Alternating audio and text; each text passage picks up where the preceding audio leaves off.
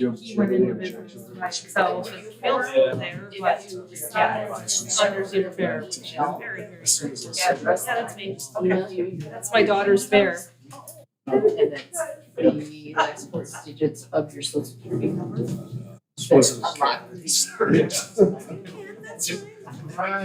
for meeting to order. And does anyone want to do the invocation? I will do that. Yeah. Heavenly Father, I just thank you right now for all your spirits that you put upon us, that wisdom and counsel and might and power, God. Lord, help Dalton Township come together to serve the community the best possible way that you would have us to serve the people. In the name of Jesus, God, guide our words. In Jesus' name, amen. Amen. If you would join me for the pledge of allegiance. I pledge allegiance to the flag of the United States of America and to the republic for which it stands, one nation, under God, indivisible, with liberty and justice for all. Obviously, we don't have the normal business items, we don't have the roll call, it's a working session, so we won't have motions and votes and that type of thing. I appreciate everyone coming. Tracy will just work on keeping track of who's here, but luckily we'll have the video for her to refer back to minutes. We do have a public comment, we do have public here. If you would like to make a comment on anything. No pressure. It's going to be a decently general discussion. I didn't make a large packet of a lot of information like I normally do, just small briefs about these different things. And almost all of these were brought up by people other than me, a few at the end, basically, I put on here. The first one is overregulation. And this was brought up with the general idea that the township could be regulating is always a balance, right? Over or under. And this was brought up in the general idea that the township could be overregulated and starting to walk that back. And there's a lot of different perspectives here. We have people in executive positions, we have people in judicial positions, people in legislative positions, and so in administrative positions. And so I just want to gather everyone's wisdom essentially and see if we can get some insights and some alignment, or at least understand where our misalignment lies. How do you go, Mark? Open seating. And so what are people's opinions on this? Are we overregulated? Yes, no, maybe so, and we are. potentially where? I think we are still some regulations, some of the ordinances that we have. We have like, the one gets on the agenda with the utility bill for our homes on. I've had some discussions, like I thought, I'm outside, I wanna buy some land just for hunting on. Why should I have to why should I have to put a house on there if I just wanna put a shed on there? Yeah. For my hunting equipment, if I want to have a little plot of land or plant some soy for feed. And so I had a little tractor in there, a little bit of my seed and my hunts, my stand, whatever I want to have stored in that shed. I shouldn't have to have a dwelling in order to have a storage shed. That doesn't make sense to me. So we're overregulated, and I understand what they were doing before is, well, my understanding is it's a money thing. If the property tax, you're not going to collect so much property tax on undeveloped property. But as soon as you put a house on there, it's not developed, and now you got money. It's more income based, and I think that's what the previous boards were doing, is trying to generate more revenue by doing that. And I think that that's one of the big steps that we need to kind of loosen up on those areas. The trucking ordinance is another one that was overregulated on. Signs, another overregulation. So we have been stepping it back, and there's still more work to do. We got 2 more years, and I think we're in a good position to make these positive changes. Yeah, I think that's reasonable. I mean, we do have that track record going for us. Now on those, there's always the pushback on the other side. There's why something came into existence, right? Like we're getting complaints about trucks on various roads now, of course, because that's going to be a push. That's why it came into existence. Why some of the regulations, like utility buildings, which we didn't specifically get to, but why they came into existence, I doubt it was for that financial concern. Because they already had a layer in between the board, which is the planning commission. Now those are appointed, so it's a little different than like a straight elected position. But I doubt they were particularly considering that. And so it's probably more complaint-driven, complaint-based concerns about development in a direction that people in general don't support, or a decent number of people don't support, something like that. Good possibility. But, yeah, I mean, Is there, yeah. I'm just thinking in this overregulation, we're a unique township. I mean, we're not that unique compared to other townships in the state, but certainly in the area where we have an industrial base as well as a rural / agricultural portion. But when we talk about overregulation, is there any way to quantify that compared to other similar townships that we have? You know, because I think a lot of us feel one thing or another thing, but I don't know if in total, are we really, or is it just to focus in on, you know, the 5 or 6 things that maybe we feel Right. versus just bringing it all, I don't know if we're out of alignment or not compared to other, Good point. versus having specific issues to just kind of. I don't have specific like data on it in comparison, and I think it might be hard to collect overall. You know, it could be like number of regulations or number of pages in ordinance in comparison to population size, something like that. Right. I mean, my general feel, but I don't know how correct this is that we're probably relatively normal as far as regulation goes. But I'm not. And I guess I'm just thinking if we find, say, 5 things that we want to look more carefully at, finding out how other townships similar to us handling those 5 things might be easier than, you know, we have 22.5 ordinances and, Right. well, more than that. You know, this has been a bone of contention for a lot of us, because this has become the Bible, and that's what we go to, and it says, well, why do you do that?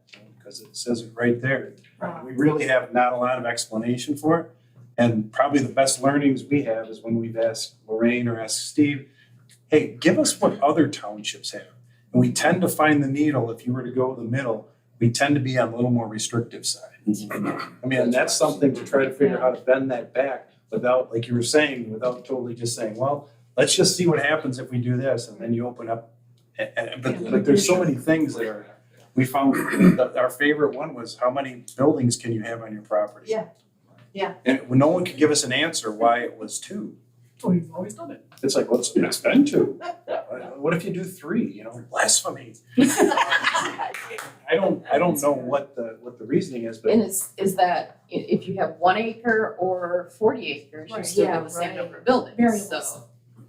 That's very close. and a lot of coverage, and a lot of this covers you so that you don't get too much concentration of if someone wants to build greenhouses, that was our example.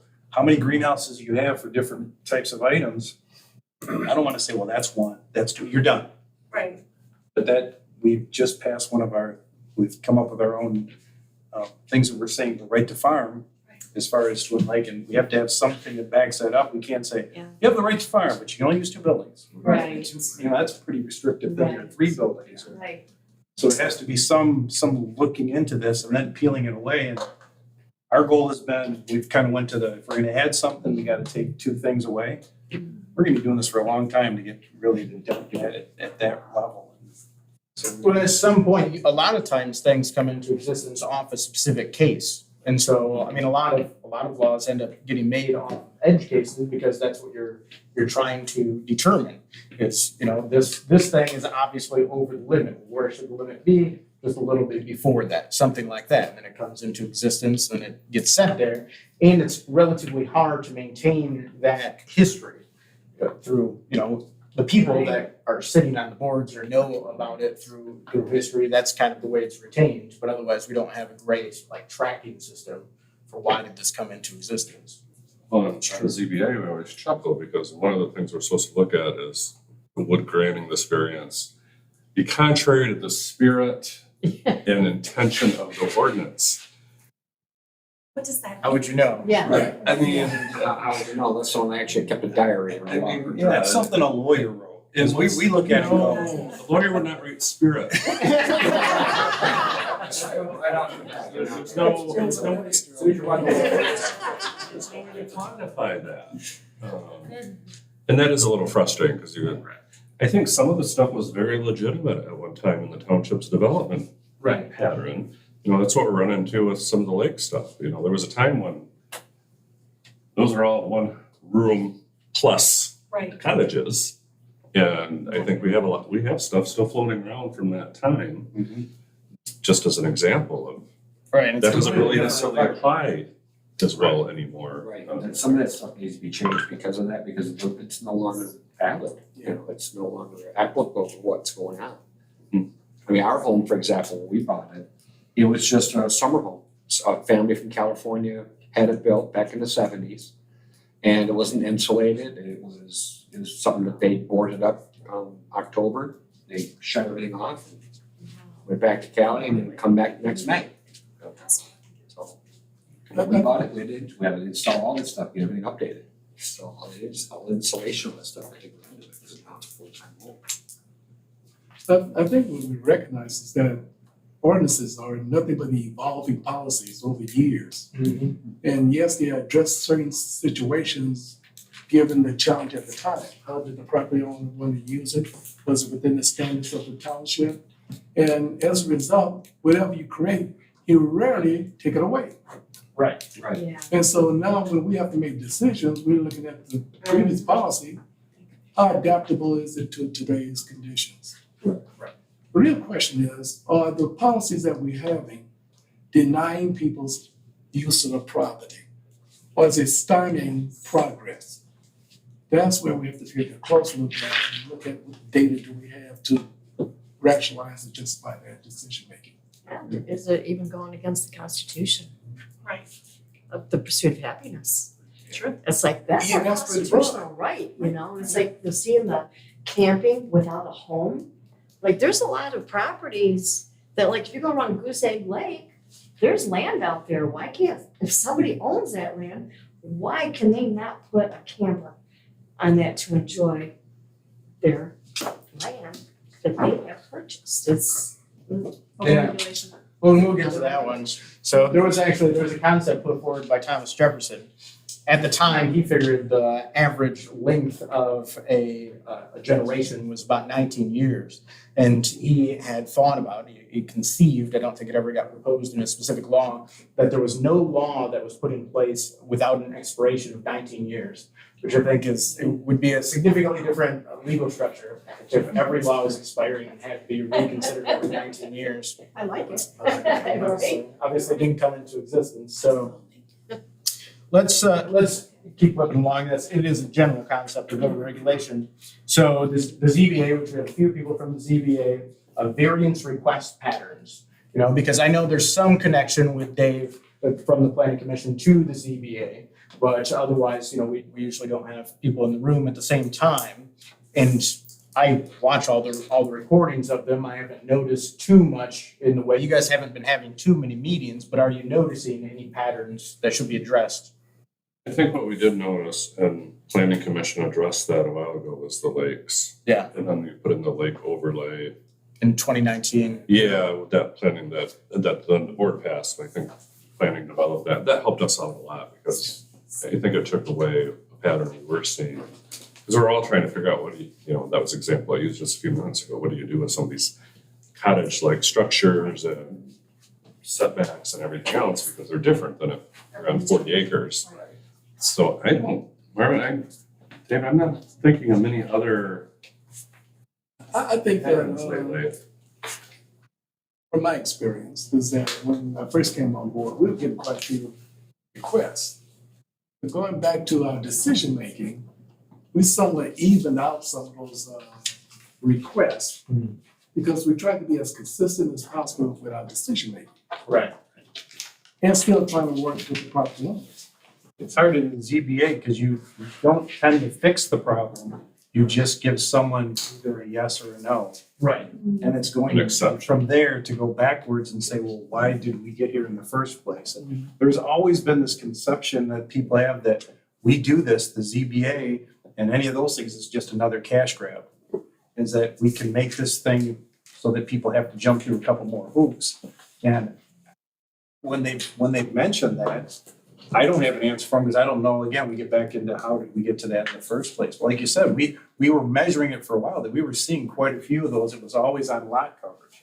Right. We had a lot of issues with lot coverage. We were getting that, and then that was something that was widened. We went, that's one that we asked Stephen to give us where we at on that. We found out we weren't near the middle. We were probably one of the most restrictive on that. That was one that made a lot of sense. So we're trying to figure out, does that make sense for everybody to make changes on that? And it did. And there's kind of it did work itself out. And we did see less of that. Now we don't have many of those. And do I have to count my patio, my unattached patio as part of that? And then we get into these things that I'm not a builder. And to me, if we look at it common sense wise, that's not our job. We're just doing this as, a duly appointed person going, well, what do you think? We're trying to run it through. Attached together. Yeah, I think people largely see the ZBA in that way in the reverse of what it is, right? So because if the ZBA didn't exist, what it would be is there would be a determination. And if you didn't like it, you can go to court. And the ZBA is a step in between, so it's a little We're easier. the appeal. Right. We're the exception to the rule. Exactly. And so seeing it as a cash grab is, I think probably common, but it's just because of the negative conception of government that I don't disagree with. But it's actually this kind of a release valve instead of going straight to a court case. So technically, the ZBA is quasi judicial. But, yeah, so anything else on that? ZBA's patterns, stuff like that? No? I guess what would be the process? Let's say someone does see us as we make a ruling, or we make a decision on something, and then there may be displeasure with that. How would that best be collected and given us the feedback? Well, I think so from the ZBA, like if you guys were seeing a pattern, like we've seen a bunch of these this year, and it's weird because we just keep stamping them approved. Why are we wasting our time having a hearing if it's not actually, needed to be here? It should just be something that's approved. It could go to the planning commission to be reviewed on should that ordinance be changed. Now, there's a process to have that happen. Is there? There's not a strict process to have that happen. The planning commission can pick it up. That'd be Dave's bringing it back. It can come to the board and have the discussion, and then if it needs to be reviewed, we should know what's going on, so we can make those changes, so they're not having to do those hoops all the time. Right, but they don't exist. That's Right, what and that's what we need to, I think we need to figure out a way of making that happen where we do have that direct connection on communication, so that, like you said, there's a pattern. They can bring it both to the board, to the planning commission, and they can bring it to us for the decision. Right, but it's very simple communication. It's, we just talk to each other. Yeah, it means quite often that. That's why we have a planning commission member on the ZBA. That's why we have a board member on the The ZBA. administrator always bring it up if there is something Overlap. consistent, they're like, okay, Right. I've been going through this and through this and through this, keep getting the same thing, then we look at it and change it, so it seems to work to me. Okay, as long as we have something going. Yeah, I mean, there's not Yeah. some Nola is our strict process, trustee. but Right, because Nola's on it from it the always board, gets brought up. and then Dave's on it from the planning commission. So it moves pretty good. This is just a double check. David mentioned, are we seeing patterns that we should adjust? Yeah. And so it's kind of just double check. But in general, I think some of that stuff for the last couple of years with the Lake District overlay and What was that, about 2 years, 3 years ago, when we had the issues where we actually, Steve at the you zoning guys board were of kind of appeals brought meeting. forward and Well, said and you're Steve's approving on it, too yeah. many. And that should be where we have just this should be looked at. And we were putting you in the position because the person went through the process of doing the ZBA. And really what they're asking for is reasonable. And we granted them reasonable decision, but then it came back to, well, you're overriding what the planning commission does. And I'll tell you what, I take no offense. If anyone has anything, please bring forward any ideas. I mean, we can always hash those things out. And I guess at one time I guess there was a lot of defensive behaviors where people took it, well, that was our decision. That was what we did. Questionnaire party. Yeah, and we gotta ask why we put trees on places where when you tear a tree down in the woods and you have to plant another tree. Isn't that the reason you took the tree down in the first place? Because you wanna maybe select where it is, and if it's your property, you don't wanna strip it. We got into that whole conversation, and if you really feel that that's something we need to look at, then please bring that forward or anything like that comes up. But that was one that I remember we were, why are we letting someone cut trees down and then we have to plant trees again? Wow. And that just seemed like a cost, and again, someone planning on doing something had to then change and have to do landscaping in the woods. That's great. That's Well, my neighbor just took down a whole mess of the woods, and now I see Lakewood Road straight through my kitchen window, it was all wooded before. And I'm like, oh, whoa, it's gonna get noisy up in here now. You know, because those trees are barrier, you know, but it's done. Trees are down. Jeff, any unusual patterns for complaints?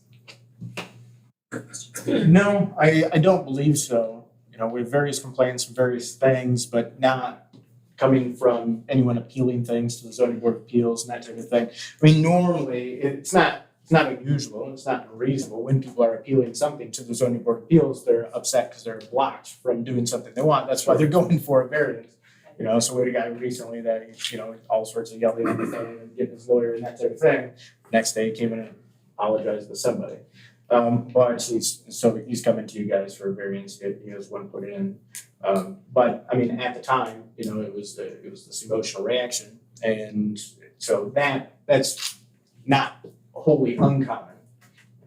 You know, a reflection is that when we made decisions with no, most of the time it was based upon the person who lacked information about the ordinance prior to request. Or they just didn't know. Right. But after we had conversations with them, then they had a better understanding as to why we got to that decision. Right. And so that helps. And you communicate with people like that. That's important. Yeah, that's true. Good. Master plan process. I believe a few people were around for the last master plan process. We'll have one coming up next year. Did Steve give a presentation to the planning commission on the master plan process? Yes. So he was doing that as part of his master citizen planner program through MSU. And it worked out perfect because we have that coming up this next year. So there's a couple of different directions to go on that. One is to hire a company, come in for a few tens of thousands of dollars, do data analysis and that type of thing. And that is fairly recommended, usually in government circles, just to kind of, you know, cross the T's and dot the I's that you're supposed to do. On that, they usually don't get too much engagement though. You have your open houses that people can come into. I mean, if you were actually calculating the percentage of the township of the people that came in, I think it'd be nice if you hit like 1%. Yeah. And so it's usually very low participation. But I mean, in general, how are we feeling on, do we want to do something extensive? Do we want to do a large survey? Do we want to kind of just do it in a bunch of open meetings through the boards to discuss it? Which direction do people think would be reasonable to go? I think a survey's good, even though you don't get a ton of information back. I think the last one we did, I want to say we got back 15 or 17% or something, it's kind of sticks in my head. That's not bad. But Well, I think it was a limited survey, because it wasn't to everyone, was it? I don't remember. I think it'd be reasonable to budget to send a survey just to every house. But because otherwise we don't know what they want. Right. You know, like if you get an overwhelming response on certain areas or criteria, other than that, you don't know what anybody wants. And I don't know about the public meetings, I mean, maybe one would be okay, but I don't know that they're that, you know, a lot of people get emotional. Sure. About little things, you know, and I think it'd be Right. easier just in their own environment if they had a good questionnaire to go through with questions like, you know, do you think you're overregulated or the township's overregulated? Right. Or give an example. I think a master plan would be good, I think it's worth the money. It's a lot of work to redo that master plan. Yeah. And it would help. At least we have Just throw what people want, and if you don't respond to it, I guess not a problem, but at least the people that take the time to respond to it. The last one was done Each- before this one we just did, was done 17 years prior to that. So it had gone 17 years without one done. And we actually had it, and it read that our largest employer was Orchard Foods, which was not even there anymore. So that was the sign of, but you get a lot of stuff in there, you get mineral information, you get, there's a ton of things, I don't think a lot of it's probably changed. Well, a lot of that type of data analysis, that's what I'm wondering about the company. So, because, I mean, What's gonna do it? What's gonna do it? well, I mean, your forestation, your mineral things, I mean, do we really want to look at these changes from 5 years ago, or are we looking more at the opinions of the people? Because if we're just 5 years out, we're just looking at the opinions of the people on what should change, then we can more do it in-house. If you have like a 17-year gap, which isn't supposed to occur, relatively common in small municipalities for things to be missed for years/decades. then it makes sense to do, I think, that really extensive analysis of where everything is, how much forest is there, what kind of businesses are there, this kind of thing. But I'm not so sure every 5 years something so extensive would be needed. Rather, we could just do a large survey, mail to everyone, evaluate it in-house. What's the cost of a huge mailing like that versus hiring that out? The cost of To hire it out for the company we did before, I think it was, and correct me, because I mean, if Dave was here, I think, wasn't that like 40 grand? We never were told the number, because we were just told Yowza. I remember that was they said it's like pretty big number. It was like Williams and Works was the company, and they were not two very young guys came in here and they just asked for information, and then they basically went out, collected it, and then they'd bring it in and they'd have the listings of things, and we got several edits that we were able to do. We had to go through and read it and check things off to make sure everything was exactly as we'd want it to be, or if there was anything they felt that we needed. They did that and the recreational plan, which both of those, we didn't have a recreational plan before that even. I think it was longer than the 17 years. So there was a lot of catching up to do with that. So they were well worth, because again, for time period, I don't know who would have the time to do that here or to get all that information, but it's whether or not, everyone feels that's worthy of the investment. It's been 5 years, so I mean, that's the question is there enough in there to really have us, maybe there's a different vibe, maybe there's something in the, community that what they want to see move in a different direction. We really don't know that, with every year we've doubled, we have a 10+% increase in population. So there's people here over 5 years. We've only lived here 7 years, so that wouldn't even included us at all. And I think, we need to do not just paper. We need to be able to, somebody needs to be able to do it on their phone. They need to be able to Social do it media. on their computer, or we're not gonna get, Yeah. Response. They did have that 40 and option. below. They did have a thing on it, and back at that time, I looked 5 years ago, I was not as fluent, by no means fluent now, but to be able to find that when they have the sites to go on, it really was, it was pretty easy. They had us go on there and do some of that just to see what it was like. So what we were asking people to do, rather than say, oh, it's only 20 questions, but how long do the 20 questions take, or how, Right. what's most So important? maybe it won't be as expensive if they're not doing the recreational plan at the same time. Right. It's true. Yeah, and I think they did a limited mailing, and so it might increase the cost by doing the larger mailing, but I think the larger mailing might end up being very important.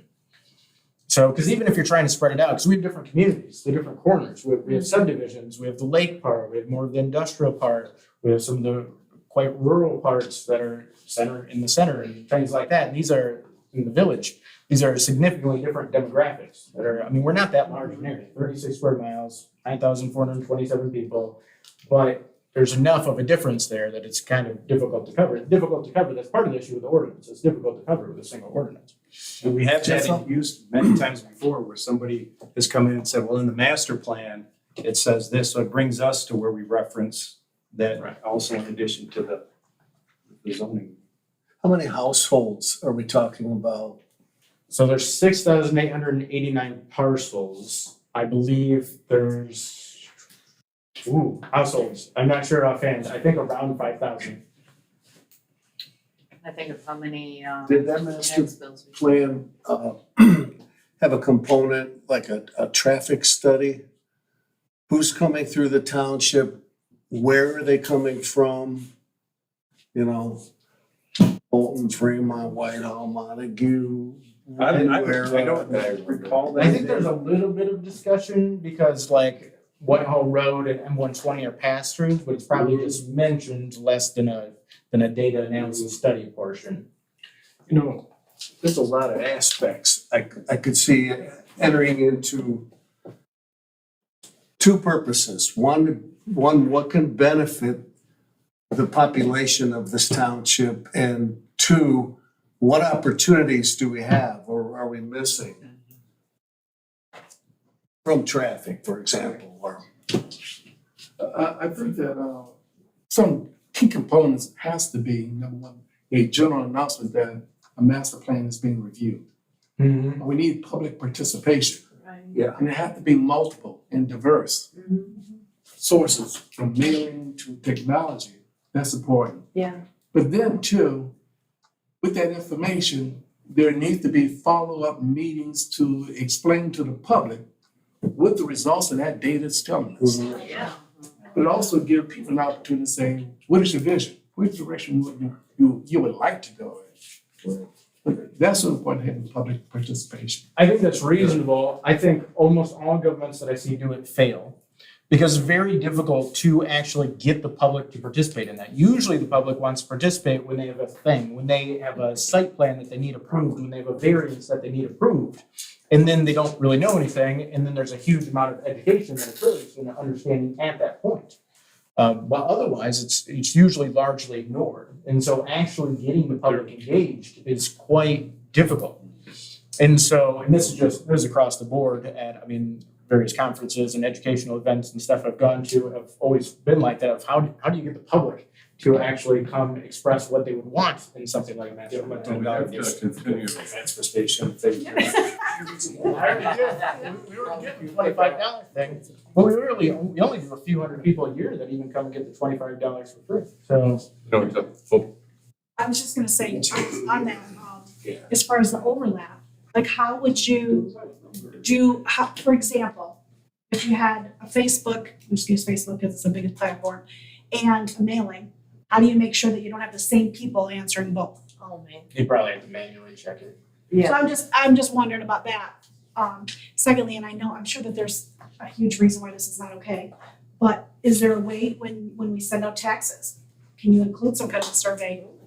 I'm just asking because it's two birds with one stone. We have to send out taxes, it has to go to the mail. That's a really good idea. Where before, like you could post something in the Chronicle and that was legal, which I'm sure it's probably still legal, but who reads it anymore? It's all Right. through. Right. So We can I'm do a just- newspaper or a newsletter. We can add things in with our tax bills, up to a certain point for, money wise. You can have, they tell you on there.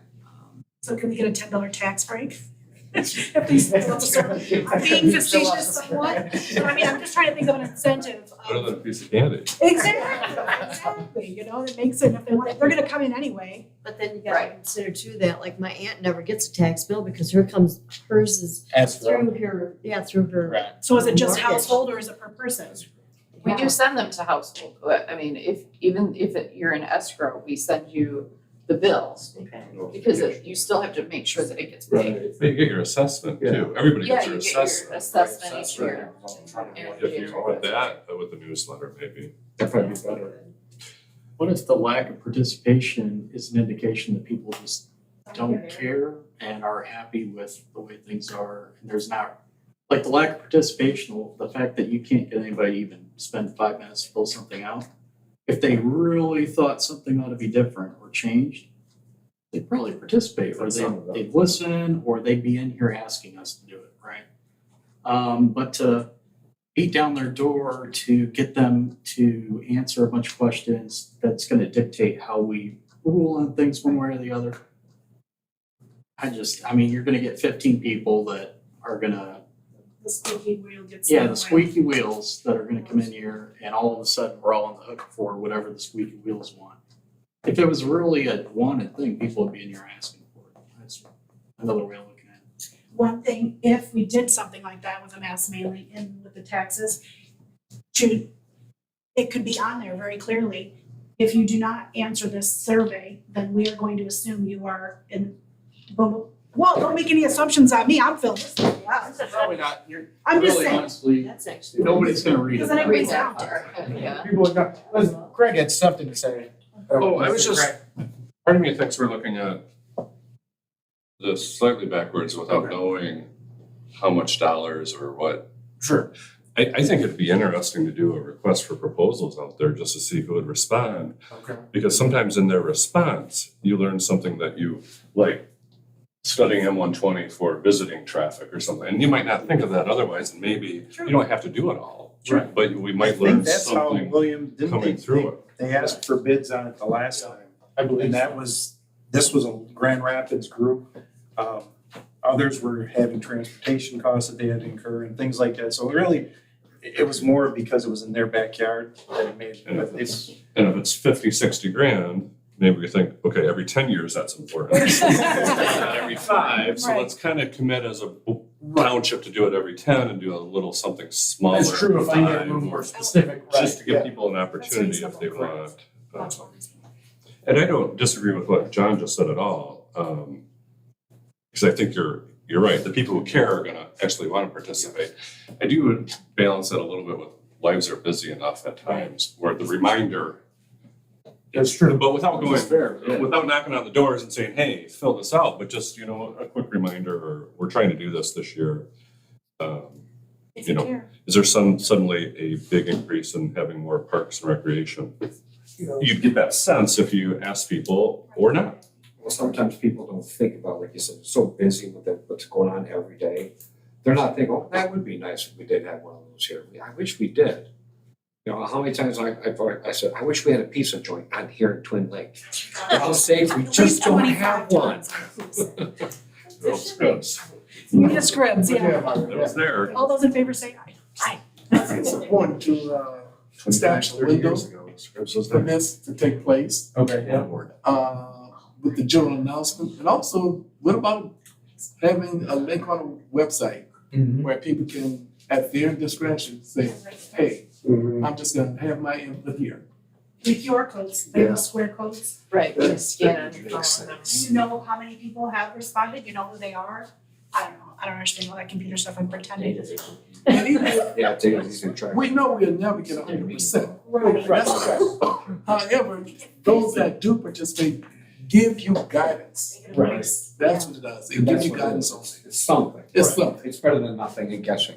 Well, and then you still have to guess on the self-selection bias, or who is the squeaky wheel, and do they actually represent the public? The power of those letters, though, is when we have to send something out, we're going to have something that's coming before the planning commission. And we send it out to the people within a certain parameter. If it is something where they're gonna put in a, asbestos factory over here, everybody will be here. You know what I mean? Oh, that's what we could do. Just get them all riled up. There's always the group that comes in there, they were gonna do the concrete crushing over here. Since you're here. We saw people at that meeting, and everybody had the same opinion. It's just we had to let the process ring out. We weren't something that we probably look at, but we had to let the process on, Right. But the idea was you saw people's, I guess the inertia of the movement started with, it went to those few people in the immediate area, and then this neighbor talked to this neighbor, who talked to that neighbor, and there has to be a reason for them to, I guess, Be motivated. yeah, they have to be able to come in and interact with an idea of what we're looking for. And to put that into a short word, like you said, if you do anything more than 2 or 3 sentences, it's gonna go. So it has to be, we're setting motion for the next 5 years. It won't be reviewed for the next 5 years. Here's your chance to get input. Right. Anything else on that? I was gonna say, maybe the conclusion of this element is we consider what we can handle in-house and what we definitely need and would have to have it facilitated from a third party. Right. A market research firm. There's tons of them. I'm sure there's some that, obviously, some that specialize in civil, whatever it's called, whatever they call that, but Yeah, municipal it's planning somewhere. ARPA fund usage recommendations. So obviously, a debate that's been occurring for a while and will continue through 2024. Questions, thoughts, ideas, comments, concerns? Need a roof. Oh, I'm sorry. I'm just saying we need a roof. Yeah, we should, well, whether it's ARPA or not. And definitely, I like what you said last meeting about, majority, at least 50% of golden roads. Yeah. That's a good thing. still out there. Can we look at some of these other private roads, the smaller ones, what the cost would be to pave those? Well, if you're paving roads, you can pave like $1 million one one. small road and then your money would be gone. It's done on that, $1 million a mile. Yeah, something like that. Yeah, I think that's. Well, I mean, the way it's actually come in, like the way Michelinda came in, it was way less than that. Which was So, crazy, that was Even cool. though the road commission, told you that, both sides, but Which we have a petition in for Central, in between Riley Thompson and Bard, which was 92% of people along that section signed that petition. And so it was very high, which I emphasized, it needs to be very high. And it is, so we have another inquiry going there. Road Commission will probably get me numbers, hopefully in the next couple of months. And then we'll go over that process. Maybe we get the paperwork worked out by the spring and they can do it next summer if it goes through. So some of that stuff is getting knocked down, but yeah, I mean, you start adding that up, because Michelinda, see, top line, well, we got a deal, and they did a paperwork error, so they billed us for less than they should have, and they took those millings early, so it got knocked way down. The top line should have been 318,000, and so we were paying 75% of that, whatever that comes to. And so if you figure it's just a few miles of road would eat up all 846,000 of the ARPA fund money without doing anything else to other roads. But I like what you said, the percentages. It's the way it makes it easier, and you can, like you say, always adjust it. Right. If it gets undervalued at this area, we take that money and maybe put it into something else. Since they have it allocated to help it, maybe if it needs a little more, it's in one area, not so much in another. Right. I know everyone has a lot of thoughts on this. To me, it seems like it's a little bit of an interesting trick. I think it was obviously passed at the federal level as a political thing. That's why the rules weren't worked out beforehand. It was just passed with the idea of we're giving a lot of money away. Yeah. And then the rules at first were very restrictive. You could basically give employees bonuses. You could extend water service, you could extend sewer service, you could extend broadband. We're still trying to recover from the sewer being expanded in 2006. So I wasn't going in that direction. I reached out to a ton of companies, 15 companies about expanding broadband service. There wasn't very much interest there. I couldn't get any proposals actually from anyone. And Comcast even thought $846,000 was a joke for looking at expanding. And so nothing came there, but as the federal Congress discussed it for a while there, they came to the conclusion that you, instead of only being able to do these few things, there's now just a few things that are restricted and you can do any other government services, which just opens it wide open. So it was almost a complete reversal, which is why it ended up weird. But throwing, that wad of money in front of any government board is kind of like throwing a piece of meat in front of a group of dogs. Right. So Planning Commission and ZBA know how much we got for that. I don't. No. 846,000. We might have one time. Yep. Pool of money that's available. We have to Yeah. use it by 2026. You have to have it allocated by 2024. Is there an expiration date? You have to have it allocated in 2024, and you have to have all those projects done by 2026. Okay. It has to be used.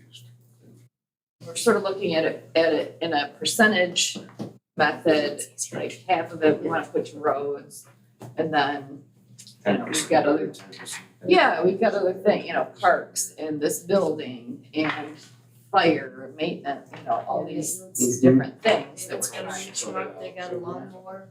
So everyone's pretty much gonna get something, it's just not how much. What's the So cost of anybody's this, got what's the cost of ideas. that? Well, like the roof thing, it's like, we did that, 2 or 3 bids? 4. One was way through the roof, but it's, They were changing to a slope. change it to a slope roof. But I can understand why it costs so much, because you're changing the structure, it's gonna be a lot of work. And we're looking at, well, if this guy's saying it's this much, and this guy's saying it's half that, but he wants to keep it flat, well, what if he had the same plan? What would he charge? So that's what my thinking was. I want to see apples to apples. I could get you a quote on a sloped roof if you want to do that. Just so to give you something closer to compare to the other one. Right, and that's what I'm looking for. And that's why we didn't vote on it that day. Because there was a lot of questions. Well, what if there's somebody that can do the same thing for a lesser amount? Don't we want to cut the taxpayers a deal? It's not that it's not important, it is important, and some I think have implied that because we put it off, that it's unimportant, no. It's not more important than a dog park, is not more important than the roads, it's not more important than the other things, it's not less important either. It's just that we need to have the full gamut to be able to make that, to pull the trigger. Yeah, I didn't wanna make a That's fine. decision based off just one. Fair deal. Yeah. And I But we wanted had it to be a four. fair deal. Well, only one of them had the slope roof though. Yeah. Correct. The other three were comparable, and there was a vast difference in just those other three. Correct. But only one was a slope, and that's why, and I want the slope roof, because it's longevity wise, it's much It's better design, it's more stable. You're gonna have proper runoff. You have a good idea on that, how you propose it, how would you write that, ask for bids on that? What would be the best way? Replace what's here in kind. Keep it simple. Whatever's here, how long's the roof been on here? I don't know the last time the roof was replaced. There's 2 roofs up there, so it was laid over at one point. Right. Yeah, I would just replace it. You go remodeling the structure and it costs 3 times as much to get half as much, and then 10 years from now, they tear it down and build a new building anyways. So, I mean, that stuff happens all the time in government, right? Yes. So I would just replace what's here and leave it alone, keep it cheap. There's all Something I kinds was of thinking buildings out about. there with flat roofs on. Something I was thinking about too was like when this building was built, how many residents do we have? You know, because even this room can get tight Well, this sometimes. building was so- built in the 70s. Right, so we haven't done, you know, we haven't expanded, we haven't done a lot. The citizenship has expanded. Right. Right. Yeah, big time. But now we're talking about huge amounts of money. I mean, I would have, on the roof, I would have just gone with Gene Stevens, like 47 grand for the flat roof. Right. They're very responsive, they're good on I will communication. tell you, in the world I'm in, they are historically cheap around here. I mean, I don't think they do bad work or nothing, but they're cheap. Job after job after job after job. Cheap as in, Cheap as a little bit. Bids, They're low bids. consistently He said they're a good. little bit. it's good. As far as I know, I mean, I see them around a lot. But yeah, I mean, so once we get into that type of stuff, because I think it's worthy of consideration, you know, because you can flood this room with the amount of population we have, even just a relatively small amount of turnover. But you're talking very, very large amounts of money now replacing the building and that type of thing. And we have, realistically, we have an infinite amount of money we can spend in comparison to what we can get, right? We have 27 to 29 miles of dirt roads, you can pave all those, right? That's millions of dollars. Right, exactly. And so it's worthy of consideration, even though it's not technically correct, that there's an infinite amount of expense that we could have. And so then you have to have a trade-off, a decision on what you're going to spend it on, and means you're not going to spend it on something else. Not everyone's gonna be happy. Well, that's guaranteed. So you can't get 9,427 people on the same page on anything. So even on, you know, what color that wall is, that certainly wouldn't occur. So in general, they can be difficult decisions, I can tell. Anything else on ARPA funds in general Well, I guess or specific? I'm just gonna continue on that. I mean, Jesse's saying that, because we do have the air conditioning units too, and electrical, that's not good. I mean, really, if we are gonna use ARPA funds for this, it'd probably be best to get as much as we can. Because Yeah, I think that's reasonable. I mean, I've had 2 electrical companies come in to look at the electrical, because I know it's bad, and say, you know, what's wrong? And both of them were like, yeah, we don't really want to deal with that. So it's, Here's a bitch. yeah, you know, they're like, it's an issue. If you got something specific, let us know. But other than that, and yeah, I mean, the air conditioning's bad. A lot of stuff has just, you know, been allowed to deteriorate over a decently long period of time. So revamping it costs a lot of money. If we take the AC units off the roof, does that benefit anything? I mean, one of them doesn't even work, so might as well take that one off. Scrap metal. Yeah. Yeah, I mean, there's multiple different ways to do it. And the 3 that are up there, it's not like they're in great shape. And I got them back to working. There were open wires running between the different units. So, they're back to working, but he said it might be reasonable to replace it with one large unit. But I mean, we can move them to ground units or keep them up there. Keep up there. Yeah, it's cleaner. I would like to see, I know we've already talked about this, but boat launches, and it's not just because we live on a lake, it's because I see the effects, it's a huge problem. It brings in so much business, it brings in, there's a ripple effect when you have launches that aren't conducive to people coming and putting their boats on the water. Well, I've had renters, they brought a boat over, set on the driveway, they couldn't get in the lake.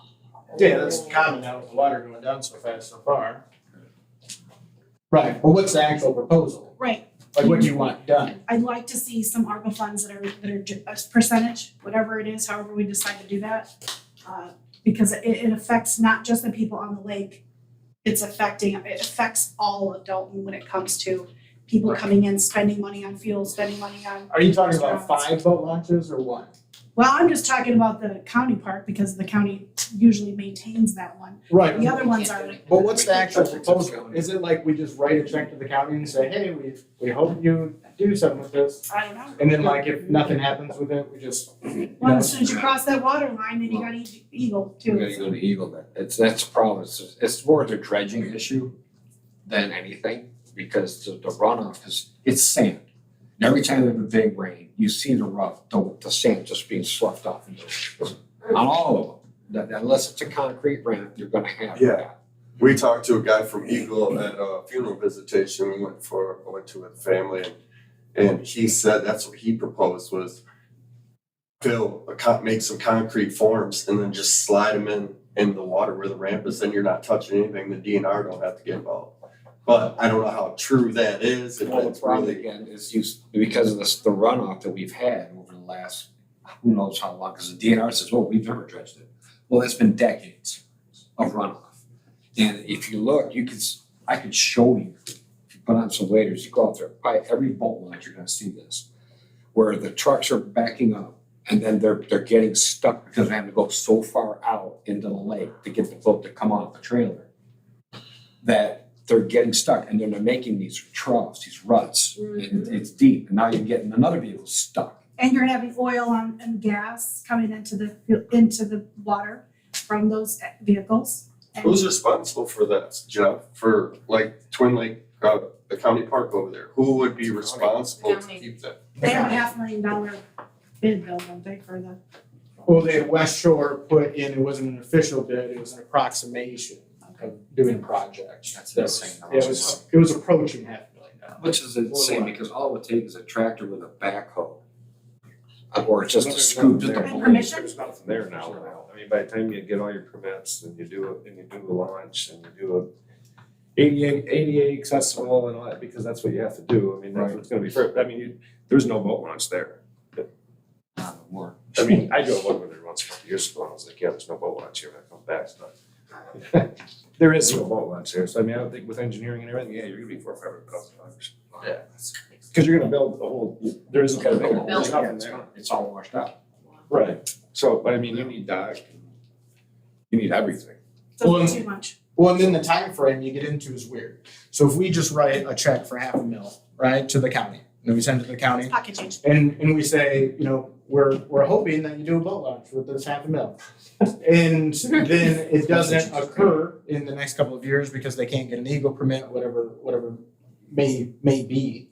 Then that money, well, I mean, then we probably have some sort of issue because then we have to like reclaim the money from the county and then send it back to the state in some ways. We're on the hook for the money back to the state. So. 13 on your side, man.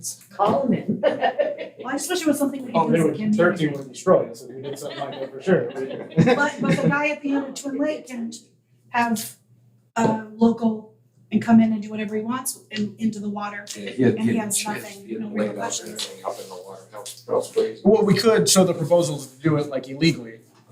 I don't wanna do it illegally, but it's upsetting when you see people do can get things together with some illegally. people and some tractors. And But when you have people doing things illegally and they are affecting the entire lake, and they don't have any repercussions for that, and then you have a county boat launch that affects the entire area, and they're not allowed to, that's infuriating.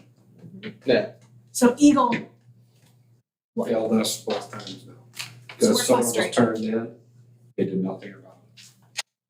they sent in videos, I mean, the whole, it's a long story, but it's very upsetting. And the entire, he was all the way, and it's all in video with bulldozers and everything right out into our lake. And You they turned drive over. a machine in a lake, there's nothing wrong with that. Well, why can't we do it with our boat launch? Whether you're changing, Well, as far as driving a machine in a lake, you can do that. No, he was moving sand around from the lake out. So he was using I'm not saying you, yeah, you have to get permitted to do that, but there's nothing wrong with how they're driving around. Yeah, I mean, lakes end up always being their special thing, but I mean, I would not be on the side of the township paying $500,000 for that, or trying to do that through the county, or doing the project illegally. No. Like, there's none of those options that I see as feasible, or even if they were feasible, like the illegal option's probably feasible, right? I could call a couple of people who could probably make it happen. But it's not viable, Local township. right? It's not, it's probably in general, it's not a good direction to go for a number of reasons, but it's probably not even viable. It's just frustrating. Excuse me, but Yeah. that answers the question of, or poses the question, what do you do when government fails? Because Eagle isn't doing it. Exactly. Right. As residents, what do you do when government fails? And that's what needs to be addressed, because Eagle isn't gonna do anything. DNR says problem. Right, for the enforcement stuff? Yeah. Yeah, I mean, who is there to Well, enforce it? not for enforcement, for something like the boat launches. Oh, to try to get approvals through and everything? Yeah. I mean, you're working through multiple levels of government. So right now, we're talking at the township level to try to get the county to do something, to try to get the state to do something. There's a little overregulation we're talking about right there. What do you do when they're not responsive? Well, you Because would government, as you know, bureaucracy goes on and on. you would work that problem for a few years. I go back to what was mentioned earlier, and you know somebody, get it done. The illegal one. That's a terrible idea. I can't even believe we're talking about this in an open segment. Like, the township is not gonna be a No. party to anything Correct. illegal. And we're not gonna Absolutely. use ARPA funds on something that requires a state permit because you're throwing money away, because you may not get a permit, you may last years getting a permit. It's time to let the ARPA funds go to something that can be done at a township level without another layer of government involved. And we're Yeah, not something gonna do that's- anything illegal, for Something goodness that's sakes. actually viable. Yeah, I mean, if you guys want to do illegal. Oh, it's very do that on your own. Yeah, I could get a bunch of the next grader on there. There you go. But the thing is, it's like, It's not a me thing. it says it's like the DNR says it's not their responsibility or something like that, let's say, but as soon as you start touching it, all of a sudden it's gonna be their responsibility, you know what I mean? I But don't you're think- battering it anyways, nothing's gonna get done, but you're battering it and you're making it accessible and usable for the people who already pay higher taxes living on a lake, have no access to their launch. So it's like, has anybody even talked to the county and put a bug in their ear about it? I'm sure somebody has, but I mean. I don't think, it's not that they don't wanna do anything or they can't do anything. Every step of the way in this boat launch thing is money. The county doesn't have the money, the township doesn't have the money, and in being involved with the state, yeah, we can do grants, and all of this is a very, very lengthy process though. There's nothing that is simple about this boat launch, unfortunately. And I mean, it's not a popular thing to say, but just because you live on a lake, you're not guaranteed to be in it. Right. You can swim. So just because you want your boat in the lake, Sure. too bad, it's so sad. That's how we sold I ours. mean, I don't live on a lake, and I don't really want any of this money going to that, really. Yeah, sure. I mean, I don't use the lakes. I mean, I have a little bit, I mean, I understand, yes, it can bring in money or whatever, renters and stuff, but I don't get to go I don't have a boat, and go use the lake. So, I mean, well, things rise and fall, the water levels rise and fall, easier to get in and out, but you're not guaranteed anything in life. Right. I don't, at all. It seems like it would have made more sense if all three lakes were connected like they were decades ago. Yeah. But yeah, it sounds selfish.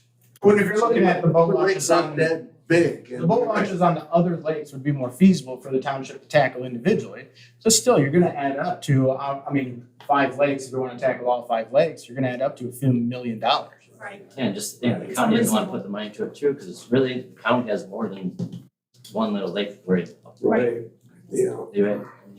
They'd rather probably spend $500,000 towards some roads. Put it in roads, cause then Everybody uses And everybody benefits from and, jeez, I went, Make it a. it's crazy, some of the side roads, I went to Alex's appliances the other day, holy smokes, man, those side Big old roads. pothole, there's a car in it, Crazy.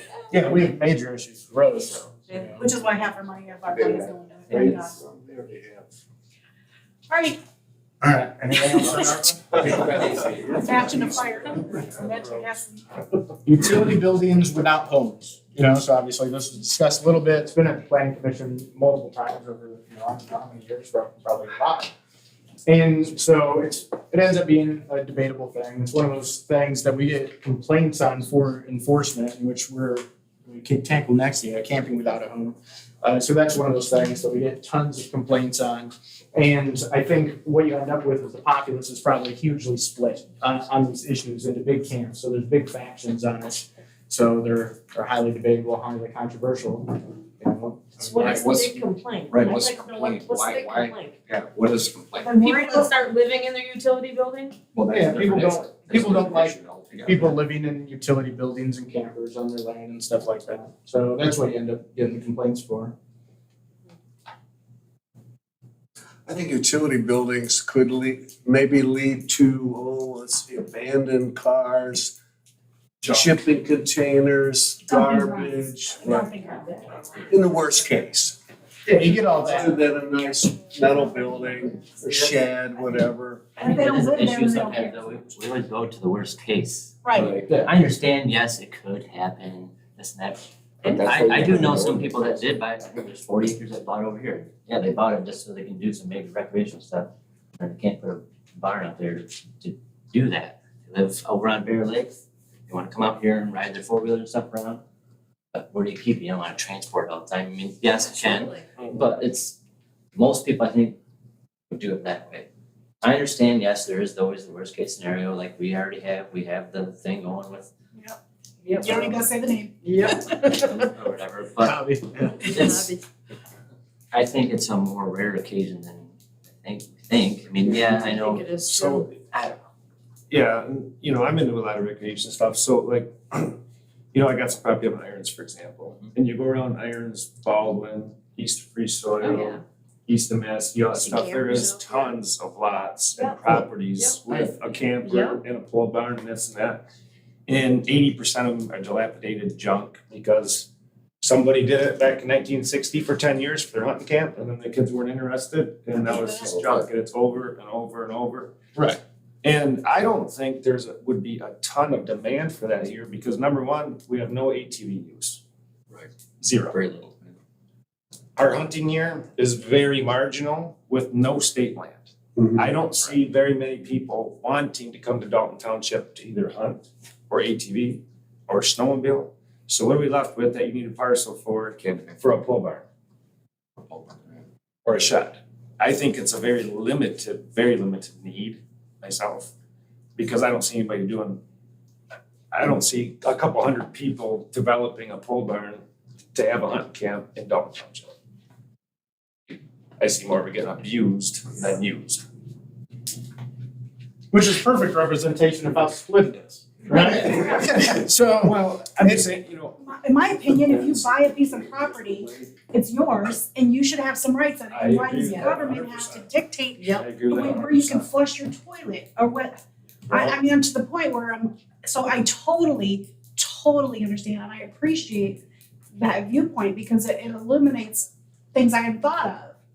Fishing's another example. Dalton Township is not huge fishing around here. There's Right. not the Muskegon River. Right, Mhm. There's not an outstanding White Lake. right. So Where you draw for the line. recreational uses, I don't see much demand for that. But I do agree with property rates, 100%. When we talk about these regulations, keep in mind, it is we, the people, who make those regulations. Right. All the time. When we talk about government being ineffective, it is we, the people, who make things happen or not happen. Gotta keep those in mind. I like the points that you mentioned about utility barns, because as you gave the summary of what's here. Right. And we're always trying to get our community to have some type of standards and consistency. Right. And we have to weigh those things as we go forward. And so that's helpful when you have people at the table who can say, well, this is what we see, That's instead right, yeah, of trying to address a specific interest. Right. Too often. Right, 100%. That ends up being it. So my personal view is, yeah, I would just roll that back. I would just do away with that, right? But that is my personal view. And what you're probably going to end up with is some over time, just like Jesse was talking about. You're probably going to end up with some of that stuff.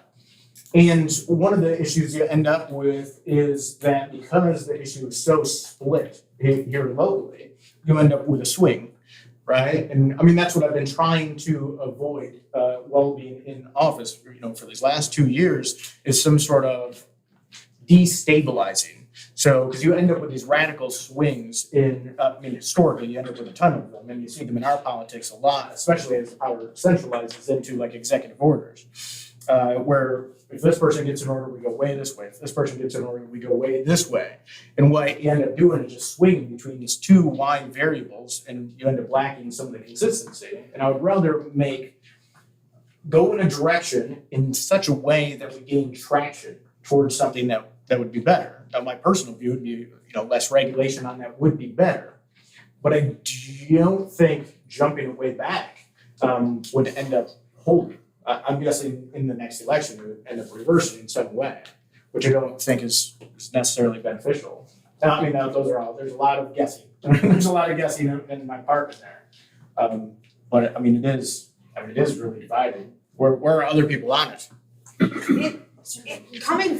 It might be better we talked about reducing the square footage size for houses in tiny homes and things like that. Tiny homes. So if you had a tiny home on a parcel with a pole barn, that'd be much less awkward. So maybe moving in that direction of putting a house on a parcel or a cabin or a cottage or something. So that would definitely help with people using their utility building to sleep. You get up to your property and you're getting your quads out and you're riding around your 40 acres, and then you decide you've had too much to drink, and now what are you supposed to do? Like, oh, wouldn't it be nice if you also just had somewhere there to stay? So instead of possibly sleeping in your utility building. Or car. Or car. Which I guess that goes into the next thing, like the camping. Yeah, but Same we can blend in for the camping without a home, and slightly on tiny houses, which aren't exactly campers, but somewhat similar. I think it's a decent direction to move on some of that, even accessory dwelling units, which just means 2 dwelling units on the same parcel.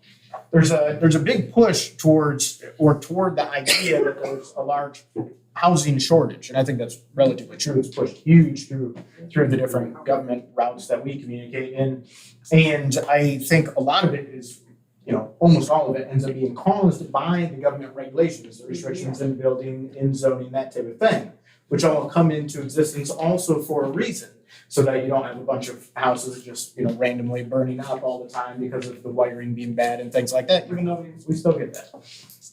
So I see why those come into existence, and it's a solution for a certain set of problems, and that solution is then another set of problems. It causes a different set of problems. And so I think tiny homes, to me, it seems like that wouldn't be too bad. I think the society is moving in that direction. It makes housing more affordable, more accessible, and seems reasonable. What are people's opinions just on that little portion, on tiny homes? I'd love to see that on a survey. Are you suggesting, in this case, a tiny home as a qualifier? Sort of for the ability to have a utility shed, or? So you'd have a dwelling, that would be the dwelling, that would be the dwelling. that you can do, get you. Yeah, just tiny homes in general, right? Because it's been a big push. I remember growing up in Blue Lake, our minimum square footage of building out there was huge. You had to build a huge house. Right. And you had to, or you couldn't build a house. And so tiny homes are the exact opposite movement. You get it, right? It's just lowering your square footage for a necessary house. Now, the argument against that is that it makes our area less desirable, or inconsistency in the housing. People won't like it, so to lower property values, things like those, right? Those are the arguments essentially against tiny houses. And so, well, how do people feel on just tiny houses as a single subject? I'm questioning them. Yeah. Define tiny houses. house with 500 Little square 10 by feet, 20s, the little 10 by 20 things, the little bitty. 200 square feet, 500 square feet. Yeah, they go anywhere, you know, there's a range. There's a range. 200-300 square feet, little bitty Yes. manufactured things. They do look like large About the size sheds. of my shed. Yeah. I do, I know, that's why I'm kind of like, where are they gonna go? Pizza. Or like a kid's playhouse. So what's the difference between that And and say a utility shed with a decomposing toilet because the in the tiny corner? home is, it's a manufactured piece, I mean, it's no different than a double wide or whatever, I mean, it's I'm insulated, just- it's wired, it's Right. got some value So if to you it. take your utility shed You and you put a decomposing toilet in it and you insulate it, does it then? Yeah, running water, I'm not trying- I'm being- electricity, Well, we're you just know, saying. it's a, Where do you draw the Yeah, line? running water into it and all that stuff. What's a standard size home? No, that's a The good question. minimum square foot, I think is 850 or 750, something like that. It was right in there. Is there a requirement to build a standard size home for living? Currently in Dalton Township, yes. Yes, sir. There's a minimum You square get that again, footage. Jesse? In Dalton Township, currently, yes. There's a minimum square footage. Okay. There's a minimum square footage. That would be what would need to change. So a tiny home would be Regulation. smaller. Just smaller than that minimum square footage. We've been getting So very is popular. the discussion to change the rules or the policy to accommodate tiny homes? Right. And why? Jeff's just asking how people feel about them in general. They're becoming popular. They're- Push. Cost effective. Jeffrey, Cost effective is the main thing to and also, like baby pods, I would absolutely put a tiny house on my property so my mom could live there. So she's nearby. Accessible. Oh, yeah. I have to, you know, take her to appointments and things. And that specifically you know, is called an she felt good accessory with it. dwelling unit, usually. Okay. Yeah, that would be accessory dwelling unit. Where it's on the same parcel as another residence. Some people put them on their own parcel, some people put them on where there's already a house, but for like an in-law or something like that, it's common. California, Yeah, as it's much as they are back to back and small lots, they are absolutely allowed. And you could, They're gaining traction, and yeah, it's. I personally don't have a problem with them myself, I don't worry about using property values or anything else, I think there's something that's gonna just become straight up necessary, because, you know, when you look at, I mean, the cost of a house and the cost of utilities and everything else is just flat out way outpacing wages. Right, And so to get the lower income people, lower paying jobs, somewhere decent to live or have even a chance to live on 1 acre some sort of versus ownership. an apartment that they can never get out of, or young kids starting out. I think it's just the thing of the future, it's gonna happen. Even apartments. They're just, I mean, they're more, you know, a lot of people don't need much. I mean, you gotta, a kid that's 20 years old wants to get out of and dad's basement, great. Where do I sign? You know? Right now, it's 1,000 square So- feet. Is it 1,000? It's 1,000 square feet in. And what do they really need, Yeah, you know, for it's a minimum. nice little In every structure. district? Well, I looked at I know it's R2, R1, Yeah, I thought there was and one district that it was like, maybe Lake District, it was like 860 Oh, or okay. something. I'm not sure though. But did you have something, Craig? Well, I was just thinking, when you talk about tiny homes, are you thinking one tiny home per lot? We're not changing our lot We size discussed around that some, versus an actual like tiny home subdivision in its own parcel, which in my head, that seems much different We were Correct. than had already talked about like adjusting. allowing a little subdivision of them per se. With a site Yeah. review through the planning Yeah. commission. Yeah. A plan This to, is the Wayside Trailer Park. But then allowing them in R1, allowing them in all the districts, not changing the lot sizes. Allow them in all the districts, and then also, I can't remember. We actually had a company that's now over at Adelaide Point that is building the tiny houses. And they came in to the planning commission to ask kind of pre-screen something, and that was, their plan was right behind the BP gas station back there. They were talking about having it more of like a campground thing where you would come in and rent. That, and the appearance wasn't, what we kind of ran into was, if you're a homeowner in that area and that comes into your area, it's a different conversation, because it's the same thing. I go, man, that sounds great, until it's, you know, how's it gonna affect? Until it's party time. And then they started getting into this, well, how does that affect things? And it wasn't so much the homes themselves, it was making that area where it's more of a campground again. That's what I think they were looking to do. Right. Yes, make it a campground rather than community. But the community themselves, they're beautiful homes. I mean, you can do it with shipping containers where they take those and make a double. And they're really pretty neat how they do it. It's how you put that, and where you allow that, because where you allow it, if you have a $250,000 house right next to that, Oh, yeah. you're gonna then have that disparity between there. And again, if you have it in certain districts, you say, yes, we can reduce that. Right. It certainly would be something that would be interesting to entertain, but it's how you do that. That would be something if you could say, we're looking at doing tiny houses as part of our survey, this is something that we have to entertain, where could we put those? Good call. You know, somebody would probably come in for that alone. Right at Wayside. It used to be Wayside Trailer Park.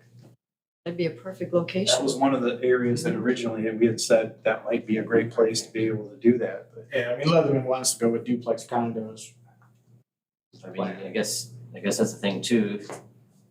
Not everybody that wants a tiny home doesn't want to be by everybody too as well. They don't want, just because Yeah, they want a tiny home, they want their space Right. away from people. That's why you get a tiny home.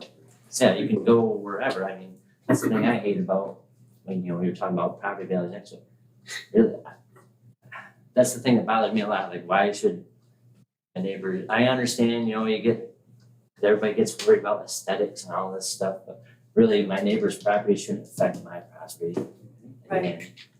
It's, Unless it's kind of junk. it doesn't, yes, but I guess they go lake house to lake house, if they look at the next 3-bedroom, 2-bath home, they wouldn't go to the tiny house next to something, so it doesn't. no. And there's developing a huge range in tiny homes because they're becoming a cool thing.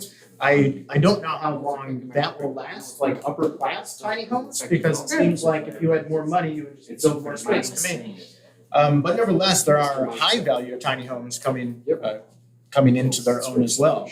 So, But I still see that distinction between, unfortunately, in my head, the Florida retirement community of instead of trailers, you have tiny homes up here because you need to insulate the heck out of them, and then you have a nice little development of sorts that's like that. And then you have I've got my 5 acres, can I adjust the minimum square footage? Right. Of what the house is? yeah, I think it's reasonable If you to drop treat that- two differently.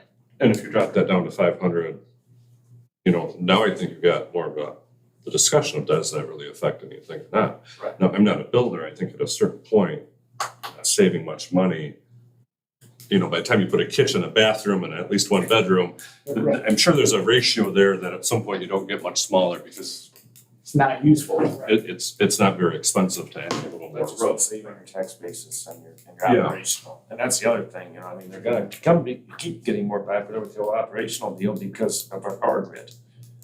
We don't have enough power today. It's you got these big houses out there with 40 lights on. There's no reason not to have houses with 3 lights on because that's all they have. Honestly, So if you took from 1,000 and you put it at 500 or 650 or whatever that, I don't know. You go down to 200, eventually that gets tough just because I think you've already, by the time you put a bathroom in if you're not hauling it. Now, if you're hauling it, then they do all sorts of things. That's 200 square foot, it's my shed. Yeah, I mean, I live in a 500 square foot apartment down in Texas, and it was me and a girlfriend and a dog, and we're very comfortable on space. But we also, we didn't have a TV, we didn't have a couch, for quite a while, we didn't have a bed, so. Well, our cabins at the campground are 336 square feet. And there's a living room with a pull-out sofa, there's a dining room table, there's a kitchen, there's a full bathroom with a bathtub, there's a room with 2 bunk beds, and there's a room with a queen-size bed. Yeah. That's what you could do for 336 square feet, so, and there's no loft or anything in it, so. But yeah, you it's, can go up to 250 pretty easy with a loft and still have a comfortable space. right, So, I don't think it should be a limit for how small you want to go. If you want to live in a small little place, more power to you. I mean, really.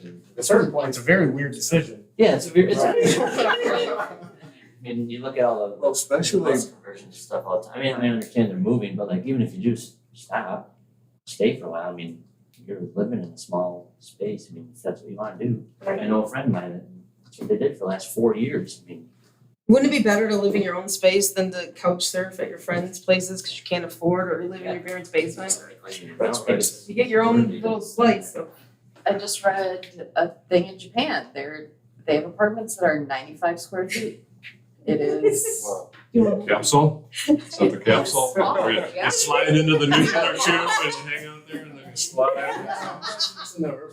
Those are hotels. Yes, that's the Yeah, capsule. you know, So but it's condensed, it's populated, limited, It is. Tokyo has been weird for a long time. right, so.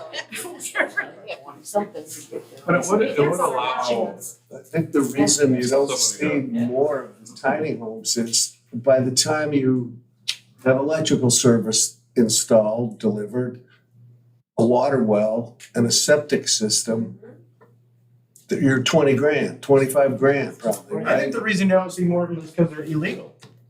Right. Right. I think that's the primary reason you don't see very many. You can't build them here, it's illegal. Well, then you build that. I mean, shoot, we were looking at. Well, you don't mortgage, you know, those $20,000. utility costs like you would a mobile, I don't know, it's very difficult, I guess. It'd be easy, It's a big it'd change. be easy if there was a park with utilities provided.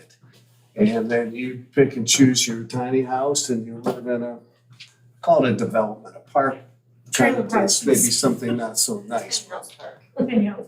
it wouldn't be nice to give people the option, say if you wanna do 300 square foot, young couple decides to start a family, then they could expand at that point, maybe 5 Entry years. level down. housing. I mean, you now are giving people more options to do that, they don't have to, but rather than starting at the 1,200 square foot level and waiting to fill it, you could.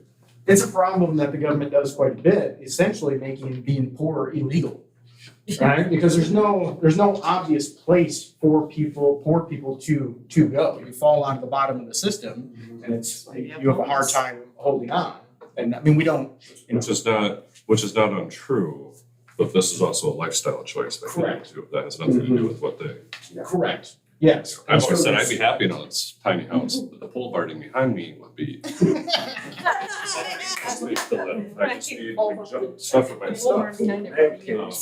Yeah, but There's a barn dominium, and just put them together. So that question, so you guys were talking about the utility buildings, the outbuildings, was it a problem that people would like not end up building, but just like kind of use them as come to their property and then, you know, so something I was thinking about was like my parents live in Robinson Township. And in order for them, they wanted to build their pole barn before they built their house, but they had 1 year to build their home once they started that pole barn. And they had to put up $10,000 of their own money. It was a percentage to the township to hold on to in case they didn't fulfill their agreement. The township could burn or tear down that pole barn. That was the thing. So maybe you could kind of do something like that where there's a limit. Like, hey, if you want your outbuilding on your 40 acres, run your quads and stuff. That's fine if you want your barn, but you got 2 or 3 years, let's say, to actually build a home there or something like that. And when you're putting up your own money, you know, you're gonna be more inclined to do something as opposed to wait till the 3 years comes out and then, oh, what are they gonna do now, you know? Right. Yeah, I don't think that ends up being a huge issue, more of the people that just want the utility building without anything Just, else. I see. And you can camp on land while you're building. Yeah. So you get a permit for that. People have done that. Anything else? We'll move into camping without a home next, but that, I mean, that was kind of goes with it. But anything else specifically on tiny homes? I just think what I said earlier, we're a unique township. And giving people more options rather than less. Yeah. We're not downtown Chicago, you know, whatever that is, there aren't a lot of options there. I mean, you gotta go this or nothing. We're having people with more options here in certain areas, you know. It is decently diversified. Yeah. I'd love to see it. I'd love to see a tiny home area development or option. I think that's awesome. Well, the proper role of the government is to only make the option, you know, not to make the development. Right. Because that would be Right. the definition of fascism. Right. I agree. I'd like to see the accessory dwelling, the tiny home accessory dwelling be considered. Okay, so, yeah, I think it's reasonable for the planning commission to consider those, so we'll look at it more. Details obviously have to be discussed and looked at. It's a very low, but I think we all got it. Now we're I talking think the it's opposite. mother-in-law. So camping without a home is more controversial. We get tons of complaints on people camping on property in some sort of RV or camper or something like that. So it's very controversial in the township overall. You know, I want to see what people think of it in general, which way we should go on it. Well, at a board meeting once, didn't Lori Hayes say that the state basically makes it illegal to, and that's why all these townships have ordinances that you can't do it, is because the state gets involved in that? Does anybody remember this? I board remember her meeting? waiting out, yeah. Isn't it, you can do it for a period, you can set a Right, period it's of like time? 30 days, the maximum, I think. And then you can reapply and there's like some things. Here, it's 30 days, I believe. It's 30 days, you can reapply, but you have to be on a parcel that has access to an indoor restroom at a residence. And so it appears that it was basically made for the Lake District. Right? So especially A camper next to a cottage. And How about using ARPA funds to build a dump station at Township Hall? Well, because where are these people gonna go if you're living in a camper on your property right now? We closed today. Where are you dumping your sewer now? You take it wherever you want. I mean, every human sewage wherever you want. I'm being facetious. I'm being facetious. No, but this is the part that gets me, and I've said this again, and I think I'm gonna give them in that same meeting. I don't understand, and I'm asking for help to understand why, if, for example, we decided we wanted to buy a plot of land in Dalton Township because we love Muskegon County. We love it here, our families are here, our friends are here. However, we want to sell our home and we want to buy an RV that has somewhere we could take it to dump our gray water. Not illegally, just for the record. And we want to be able to come and we want to be able to park on our land that we pay taxes on, that we own, that we don't have a sewer, we don't have a well, we don't have even a utility building. We have our property. We can't do that right now in Dalton Township. However, we can say, hey neighbor, I don't know if our neighbors love us this much, but if we could pull up and park on their driveway, though they say you can never use our restroom, but you have access to it. So we can park our RV in their driveway and that's legal. We're paying no taxes. We're just borrowing and living off of our neighbor's driveway because we might be able to go in and use their restroom even though we don't, because we have our own and we can drive it somewhere to dump it when we need to and refill our water. That's okay. But we cannot own our own land, have our own property, and park our RV on it for a couple of days, a couple of weeks. Anything, I'm laying it out there as, I'm being somewhat sarcastic, but I'm being reality too, because that's something we are considering. Okay, if you just built a restroom on the property. Why do we have to? When we have one that functions. Because many people won't take care of their sewage. They just won't. Then we deal with it. Then we deal with that problem. But we can't tell people what they can do and can't. Well, because then what if you sell your parcel and now it's just completely contaminated with raw sewage everywhere? Well, then you hold the people accountable. All right, hold on. We got multiple conversations breaking out, and so people are gonna miss what other people are saying. You know, so if we wanna do this one first, and then we'll do that. I refrain, no. I would like to hear it, but I certainly can't hear both at the same time. I just believe that if I have an RV and I'm a property owner, number one, I'm gonna care about my property. Number two, I'm gonna have taxes on it. If I go to sell it, I don't want it to be full of sewage. No one's gonna buy that. I'm gonna take care of my property as a homeowner. If I don't, or I shouldn't say home, as a landowner, I'm gonna take care of my property. If I don't, then hold me accountable to that. 100%. And so it's like the That's people that are where the willing. ordinance come into play. You write up the ordinance to hold those, to stay within those boundaries. That's what we do. That's what it's supposed to be about. Right. And if you go outside the boundary, then there's consequences. That's where the enforcement ordinance come into play. Right, and we have major operational issues there to actually consider how you do something like that in reality. But you guys were talking. We're talking about the same thing they were talking about. Okay. Because he was asking, well, don't we already have it? No, we don't. Because what she's talking about is having an RV which is already, it's got all the amenities, it's got a shower, it's got a toilet, it's got everything in it, it's got all the holding tanks. So all you do then is when it's full, you take it, you drive it to a station, you pump it out, and you bring it right back. That's what they do. People RV, they live in those RVs. Yep. And they travel the whole country. Yep. We've talked to many people. They live in there all year round. In fact, I got a friend of mine, he's going opposite, Terry Voss. He has not owned a home in 40 years. He lives in his RV. They go from state to state. Yep. They come here into Michigan for the summer months. They live in an RV park, and then they drive to the next park at the end of the season. Like, I think this year he's going to Utah. But where do you dump your sewage? Where do you say to drive it off your land? That's wonderful. Where do you do that in the winter in Michigan? Well, you wouldn't be here in the winter. Okay. That's what we're saying, within the 7 months. You're not living here. It's a snow. Well, because you know RVs nowadays, you can live in Michigan easily. They're so insulated and stuff. You could easily live in your RV in Michigan Well, in the let's- winter, but Let's say that. Let's say that somebody did wanna do that. Well, then you They would have own to this have. property.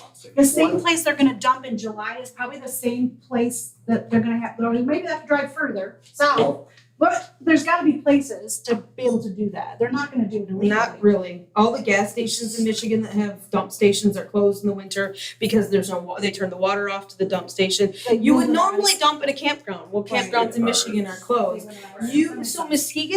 Michigan state parks have taken the stance that their septics are overloaded. They can't handle the campers that they have. So they no longer allow you to come in and dump at the state park typically. There's only a handful of them that either have large new septics or municipal services where you can pay a fee as a non-camper to dump there. So even the state now is cutting off one of the major sources of dumping your RV when you're not at that campground. So it's then- getting less and less. Would you propose then that the time that someone could live on their property would only be from, I think that's reasonable. Well, they said 7 months. Yeah, seasonal, like. Yeah, that makes total. What's the people point, are- what's the point of having property? What are you gonna do, park there? You gonna hunt while you don't watch your cable TV or stay in the park? All your utilities are there. I understand that, and that if that's your option, you choose to Or do it, that's Walmart, fine. Walmart allows free parking. If I choose though, We do. why can't I choose No. as an American citizen Exactly. to own a piece of property here? Yep. Why should government tell me, government, whether it's township level or county level, tell me I cannot own a piece of property and park on it, and I can take it and go and like she said, during those certain months, I understand the regulation because that makes total sense. And that wasn't something I had considered, so that I thank you for that. Why? You don't choose to do that, and that's fine. Well, it's like, Why you don't don't choose you- this tiny home. But once time. So I camp a lot, know a lot of campers. I think there's two things going on. Number one, how the township ordinance is written right now, you can go park at your neighbor's house, whoever with a camper, right? Because you're not gonna dump your sewage in the ground. Right. You're not. No. If you have 5 acres, I guarantee you 95% of campers out there will not hook up their travel trailer to go drive it 30 miles, because that's the closest dump station around here that I know of, is to go dump their sewer. You're gonna have a 55-gallon barrel in the ground. You're gonna have a huge. That is a amount of terrible Well, mess. you're definitely gonna run your gray water out on the ground instantly. People do that in state parks all summer long. But even their black water, Yeah. that's where all the illegal, illicit septics come from. And so I think that's ordinance, that's why the ordinance is the way that it is. Now, I would be all for people camping on their own property, but you gotta have a septic system. That's right. I agree with So that. as long as you have a septic system, Right.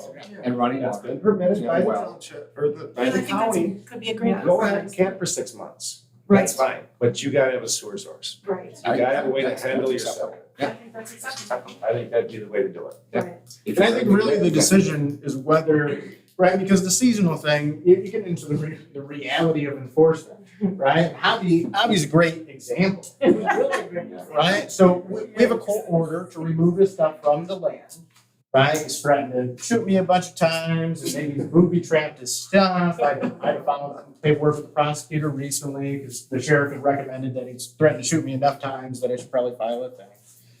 And so the sheriff office won't escort a wrecking company out there. The state police won't escort a wrecking company out there.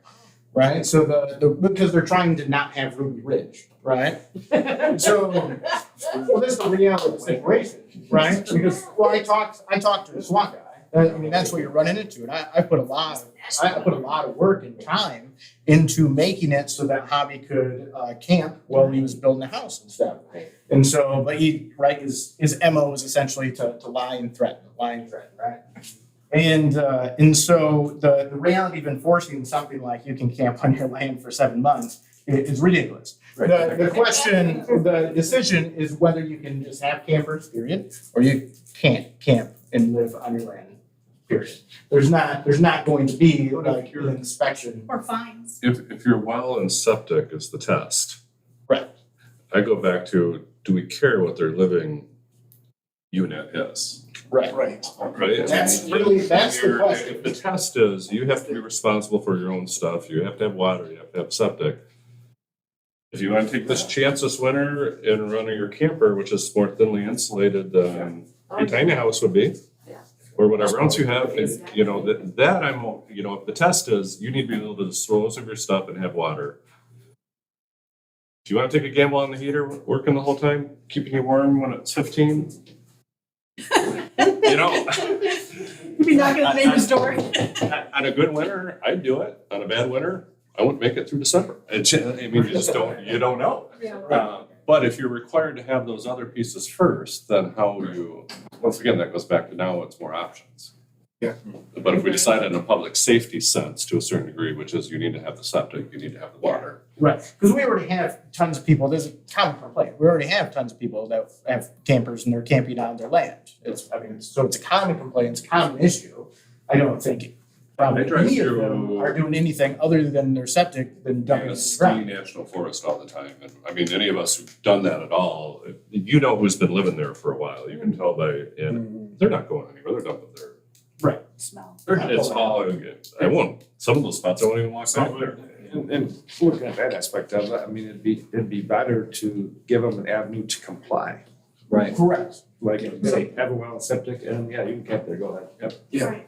Right. I think it's reasonable. But you gotta have this and this. And maybe that's a good way for somebody to start. Or it's a lifestyle choice that they have, because they're gonna haul out. Actually, you know something, my parents did that, actually, The other way. they had bought land up, they had bought 80 acres up in Calcasket, long time ago. And all they did was camp up there. They would just go up there for the summer months, you know, for a couple of weeks here, a couple of weeks there. Eventually, they bought a house and they put it on their property. And they kept the trailer there for friends and family, you know, who want to come up and camp while they have their own house. So I took my wife and my kids up there numerous times to camp on their property. It's 80 acres. That was 5 acres away from them. Did it have its own cell or its own water and septic and well? Actually, yeah, they were hooked up. All right, anything else on that? Let's do Twin Lake traffic circle. So, I mean, the light in Twin Lake is obviously an issue. I don't know what to do with it. You sent it in, if you kind of want to open us up on what you think. The last time I talked to John Bob says on this, actually his assistant Andy gave me a call about 5 weeks ago, 6 weeks ago. He said that MDOT had gotten communication with Bumstead's office and said that they're doing another evaluation on this strip. Yeah, they'll probably constantly be doing an evaluation. Because they have been getting more and more complaints. Right. And I keep telling people, keep calling, because eventually, I mean, I've called, they never called me back. I emailed, never got a message. But if people keep doing it, and be that squeaky wheel, it does create ripples. But people have to contact them. It's sad that people have to continue to die there. Yeah, and there was another big accident, actually, the 2 days before Andy called me. I said, no, it's just another big record, it's just the other day. Yeah. And it's like, how many people have, like she said, how many people have to die before they go, well, maybe we should do something here. When people are screaming for it, that's the thing, we work for them. And MDOT works for those people the same as we work for our people. And it's like, they just don't want to move for some reason. I don't understand why, especially when people say, hey, we want this here. What's the issue? Money. Well, they got the money, that's the whole thing, they've got the money. Yeah, I'm not sure exactly A why. circle or a light, how much does it cost for a four-way light or a traffic circle? Well, traffic circle would cost a lot. I hate traffic circles personally. Man, I hate them. I'm absolutely Right, hating. exactly. But then there's also- They give us the power to avoid stoplight. But they would check this, would keep moving. I mean, that's, I mean. I'm surprised at how many Just- traffic circles there are on North Circle for There that. are a lot. They're all in I've been every- adding. Still, considering what the state spends on money, I mean, I see the repaving strips on 31 here. Speed bumps, Every that'd be year. cheap. The road's fine, but you're resurfacing it again, for what reason? There's not even a pothole in your strip, you know, strip mining, 2 mile strip, just a resurface, which we just did 2 years prior. Because it maintains the underneath of it, and if you let the top get bad, let the next layer get bad, it compounds. Then you just do a whole, So that- And then you just dig way down. Yeah. I'm just saying, the state does it all the time already.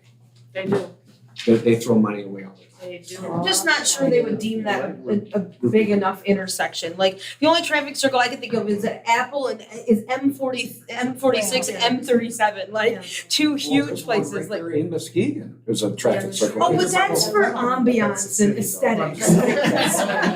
It's forward But and- it's right It's there, down there's at one Pier right Marquette. there. Yes, yeah. Pure Marquette. Slower speed, the traffic circles aren't the best for really fast roads. They're better for like Pure Marquette where the speed limit's 25. It's already low. And heavy Well, traffic, I mean, that's that's different. different. And heavy traffic. It's 45, and it's mainly north-south on there, I mean, you get, yeah, I understand. On the east side of state, traffic circles are coming all over the place. Over in Shelby Township, there's a traffic circle. In Clinton Township, there's traffic circles. There's 2 of them right there by my mom's house in Clinton Township now. And those are 45, 50-mile-an-hour strips. Oh, yeah. And they come into those yields and people Yeah. slow down. It's because there was lots of accidents at those particular intersections of the high speeds, straight stretch. Yeah. So people speed through there, like we have on M120. It's a perfect example of that. Well, and there's all the details of it, so, but one, the big question is, why are we discussing it? Like, what are we doing with it? It's not like we designed Yeah. it, make roads, it's not. Put it down as It's- number it's 10. beyond- Yeah. Check marks. Because it was requested, right? And so, but like, That's what what, we can do, right. right, there's nothing for us to do on it, to move on it. It's, I mean, even, county roads, I can at least talk with the county road commission on some of that stuff. But MDOT, I can talk with MDOT as well, but not accomplish anything. So I can sometimes accomplish some stuff with the county. So if we put a speed bump across there and the moving, I'm kidding. You can do that on your own time. I mean, Jim, nice guy. Only if you call. No, but I guess too, I mean, really, it's not gonna stop accidents, there's still gonna be an accident there, somebody's still probably gonna die in a roundabout. Yeah. Well, just like 6 months ago or so, somebody went over the top of the M37, M46 roundabout. The semi went straight through and over the center of it, so, Shortcut. yeah. Shortcut. You don't put art in the middle of those. Not art you like anyway. Oh my goodness. Beautification of Whitehall Road and M120. So this was brought up because those are 2 main thoroughfares, so a lot of people see, especially through traffic, sees those. It was brought up with the idea of having some sort of controls in zoning, form zoning, or just controls in the zoning that we already have to make places, the fronts look nicer for landscaping and that type of thing. So are we talking both ends of our district? Like M120 at the beginning of Dalton Township and M120 at the beginning at the other end? You know what I'm saying? Is there No, I'd say the whole strip. beautification of the area? The road, right? So zoning ordinances that would say, near the front or near the front of your parcel, near the road, you have to maintain so much green area or whatever it may be. Oh. I mean, that's kind of over-regulation if you ask me. And businesses, budgets are so tight right now, making businesses stretch for that is kind of. Just businesses, or are we talking residential? It came up regarding businesses, but No. I'm assuming you'd have to do residential It's too. tight right now, yeah. Yeah, if you Correct. Any other thoughts? I don't think there's any business telling people how many shrubs and trees that they should have on the property. Thank you. That's right. You gotta be far enough back for the snowplow. So, Yeah. doesn't Take do your shrub 25 out. feet of ice. That's all. Yeah. again, enforcement, how do you enforce that either? Yeah, you can do a site plan, some of these other stuff. If we can't get Ricky Howard, we can play with this quarter. Well, it's just because he's willing to die and kill people, right? And so most people usually aren't willing to go to that level. So you usually get compliance before then, you know? And it's not a thing I can specifically work out because I don't have a police department. And so, which does make me question, right? A government unit without the ability to resort to force is questionable as whether it's a government unit. That's a different issue. We're not tackling that one. Next, we have reduced site plan review to primaries. And so both these next ones are relatively small, but they were brought up recently in the planning commission. And I think it's reasonable, you know, and Steve has had a sore throat, so that's why he's not here. But to just have a checklist, so that you guys are consistently seeing, you know, yes, we have this, we have this, we have this, we have this, this is not applicable, and this is missing, so we aren't seeing it yet. So something to that effect. But I think reducing down what needs to be on a site plan review to these primary things, I mean, makes sense. But any other thoughts, questions, ideas, comments, concerns on it? Seems like it's just more to let people know. I mean, I understand there's already kind of a checked list. I mean, there's already a thing, they have a We list, just need to follow it. but they just need to follow it. But I think it comes down to most property owners, they're trying to do it themselves most of the time. Right. Which, yeah, I probably would too, because I don't have the project I'm gonna do, that's what I'm budgeting to do. And I understand, site plan and stuff, to get it done professionally. But for the typical homeowner, I mean, every extra dollar can go towards building that thing, or whatever. But if we can just make it more clear, just make it, which we discussed, kind of combining some of them, some of them are kind of similar, whatever, but at least making something that they can have when they come in, hey, what do I need to do? Make it easier for them. Even easier, I guess, or they don't look in the book every day, every month like we do. Yeah, So, yeah, just that make it blends easier into for them. having the instruction packet and the to-do list.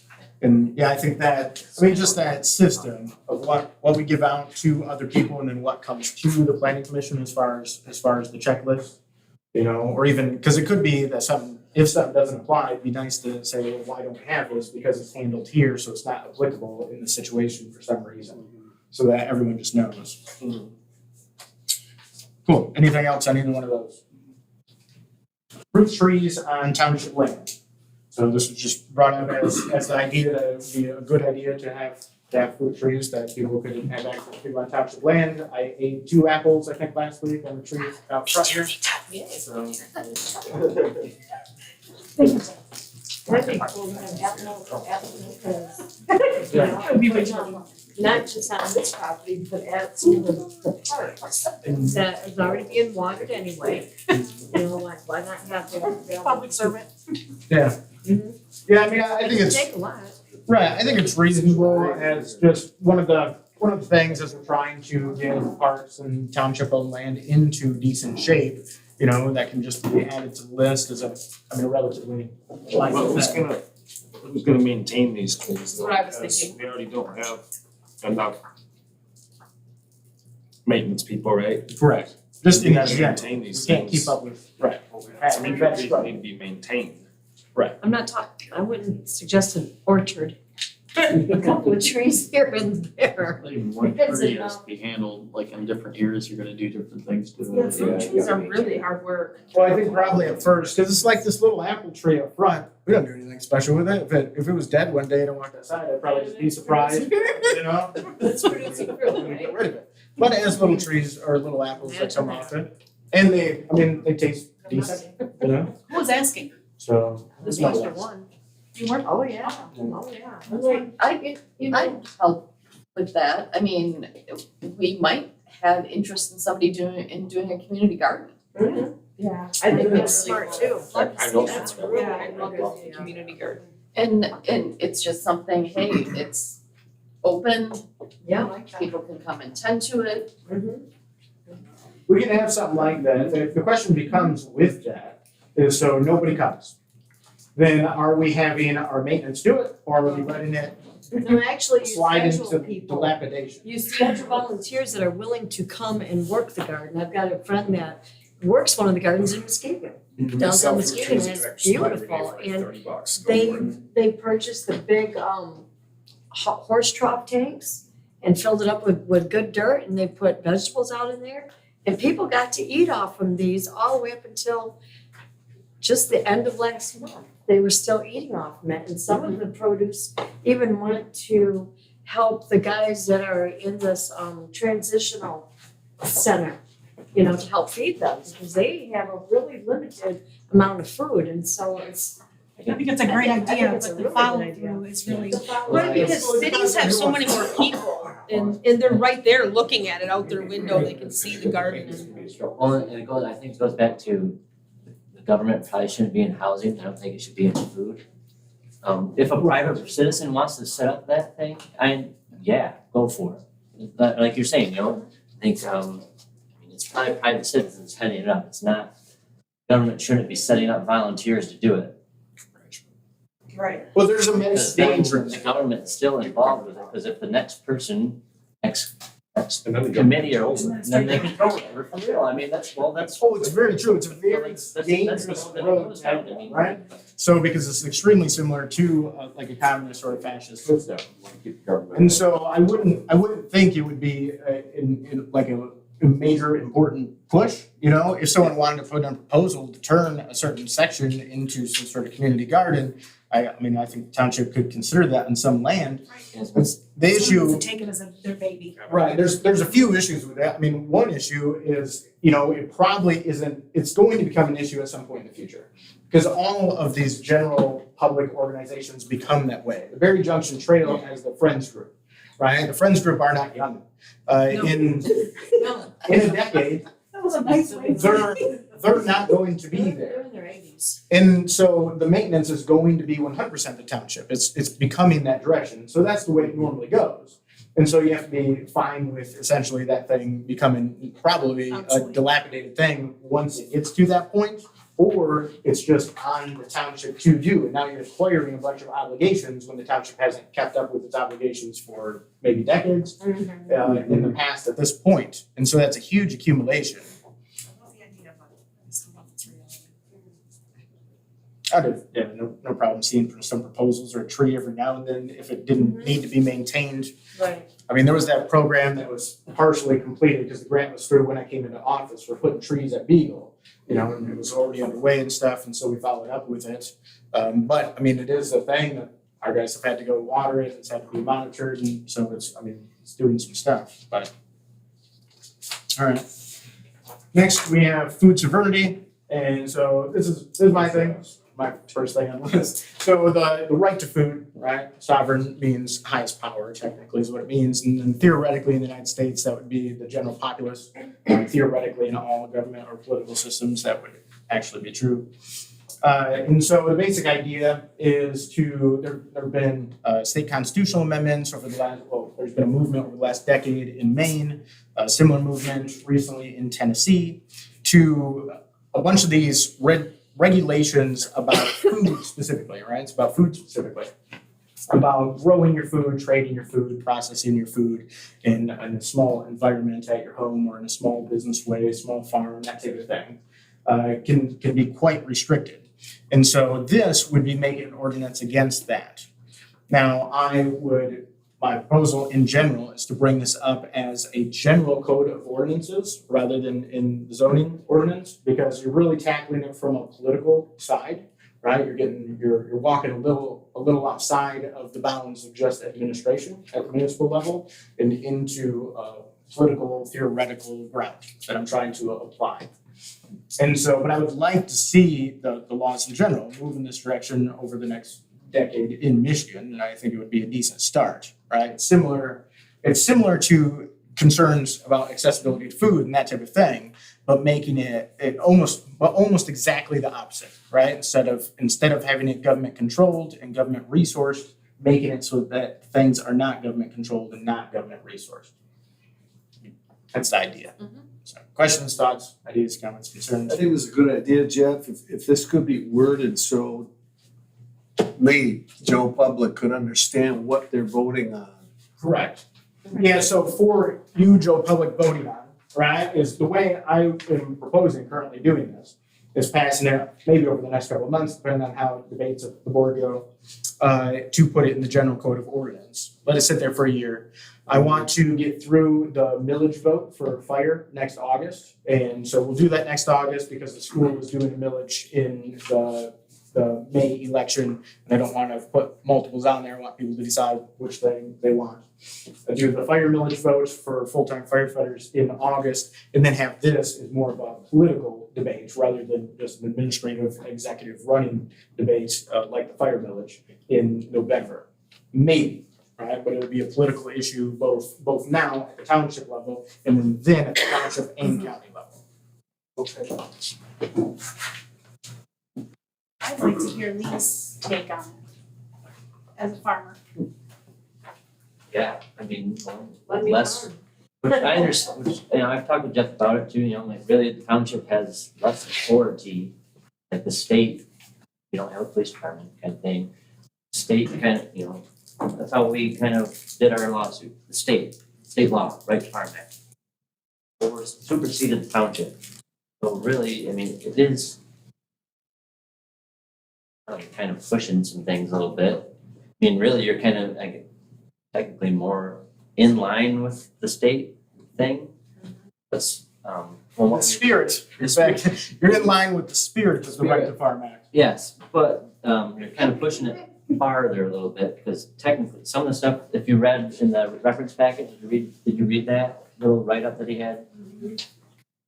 It's more than what you're allowed to do right now. And processing food and stuff, which. If you guys any other concerns, Marvin, feel free to reach out anytime. Thank you. Thank you. I think it's great. Yeah, it will be. It'll It'll prevent be the contentious. township from suing people Right, farm, down right? farms. like Yeah. wasting our their time. on lawyers. That's why we're sitting here. Well, I mean, I think it's good. I think the government should, if somebody wants to come into contract with you to buy your food. Yep. Go for it. Yeah. I don't think the government should say, no, you can't do that. And yes, I mean, we'll go to the extreme, yes, somebody could get sick. People get sick from the store all We've day. got all these recalls lately. So it comes down to how you run your business. Yeah. If you don't run it properly, people aren't coming back to you. So yeah, it can go to a whole bunch of different theories about all that stuff, but that's the thing. Like you need to do it to the best of your ability, and if you can't keep it safe, people might come back to you. And then there is redress of grievances with that. If you need to take responsibility for your actions at the same time. If you don't know what you're doing, Should be doing it. doing it. If you still do it, there is a legal system, whatever, to come back at you for not following your stuff. So I think it's good. Very simple. Questions? Simple thoughts, theory. anything else? This is more than just protecting small farmers, right? This is This is in general. So, I think, like, I grow as much food as I can on my property. I don't have a lot of property. And if I'm not listening to anybody that tells me I can't. So I don't care what anybody says, I'm gonna do it, and they can try and stop it. Right. Growing food is a human right. Yes, it Okay. is. Yeah, it's a human right. I mean, it's especially with how fragile everything is. I'm not gonna go. I could go on and on and on about that, but with as fragile as everything is, I would love to see some sort of protections because he's in here now. What about the next guy or the guy after him? Exactly. And I just want to live at peace. And I don't want anybody to bother me. But that's the line in the sand. Like, I have a human right to grow food. Yes. Right. I mean, it just seems really natural to me. And the way that we live today, like going to Meyer, is very unnatural. Exactly. In the grand scheme of humanity, it's very unnatural. So anything we can do to like spike the cannons, so to say, so that future administrations don't have the ability to, oh, you have a large garden on your small lot, like, oh, lot coverage and all this, like, I'm not listening to it and I'd like to deal with that now. So I don't have to, Exactly. you know, later. yeah, deal with it later. Amen. Well, it's very similar to what we just did with some of the chickens and things like that, Exactly. where you have a right to food. It's not pets, We don't it's not something, I mean, this is actually something that is for your family.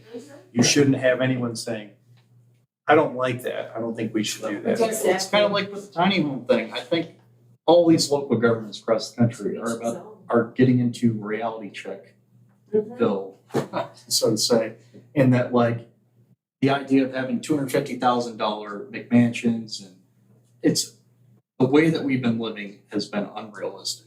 I think that if you have the ability to live like that, you should be able to do whatever you want. And if the neighbor complains, well, he's just not living in the right area. Like if I don't want to have my neighbors affect my property, I go live somewhere and I buy a large piece of land and I live in the middle of it, right? To complain about buy this tiny little lot and have neighbors all around me and then complain about what my neighbors are doing, I'm not living in the right spot.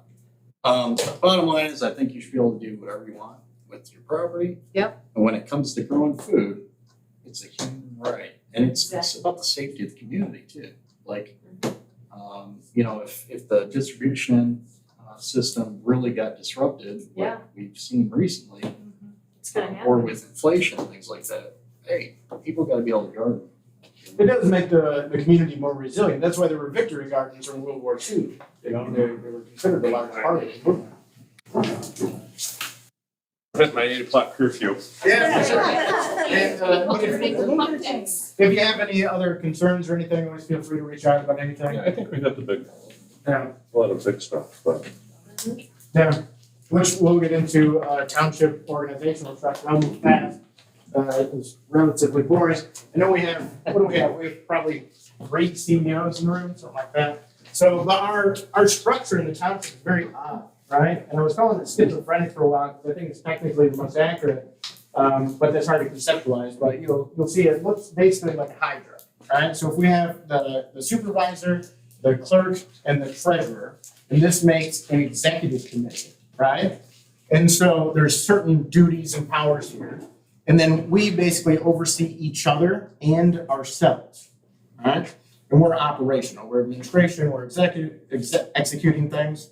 And then we have the trustees, which are kind of this equal side, but they're an oversight committee as well, right? No one would logically set up the top line of a company like that. When you get into complex corporations, there's oversight boards and things like this that sometimes occur. That's why you have the chairman of a board, plus a CEO, plus a president. But it doesn't necessarily look like that, right? There's major differences. And so this is why you have politics, right? Because if you have a disagreement here, you're on the same level, and so you just fight it out politically, right? Because that's how it works. Now, when we go below this, we have 2 deputies, and these are considered administrative assistants too, so they could be considered under me, but we talked it out because you can get some crossed lines, and it is not good to have crossed lines in an organization. Normally, your organization will start to fail wherever you see crossed lines. And so we sorted that out, that if the deputies have issues, they go to either the clerk or the treasurer directly, right? So that's more sorted out. They'll still do stuff for me, but that is pretty straightforward. And then we just have a bunch of other stuff, right? So we have Steve, zoning administration, and then technically we have 2 organizations here, one made up of 5 people, one made up of 7 people that also can override him and tell him what to do, but he gives a lot of information too.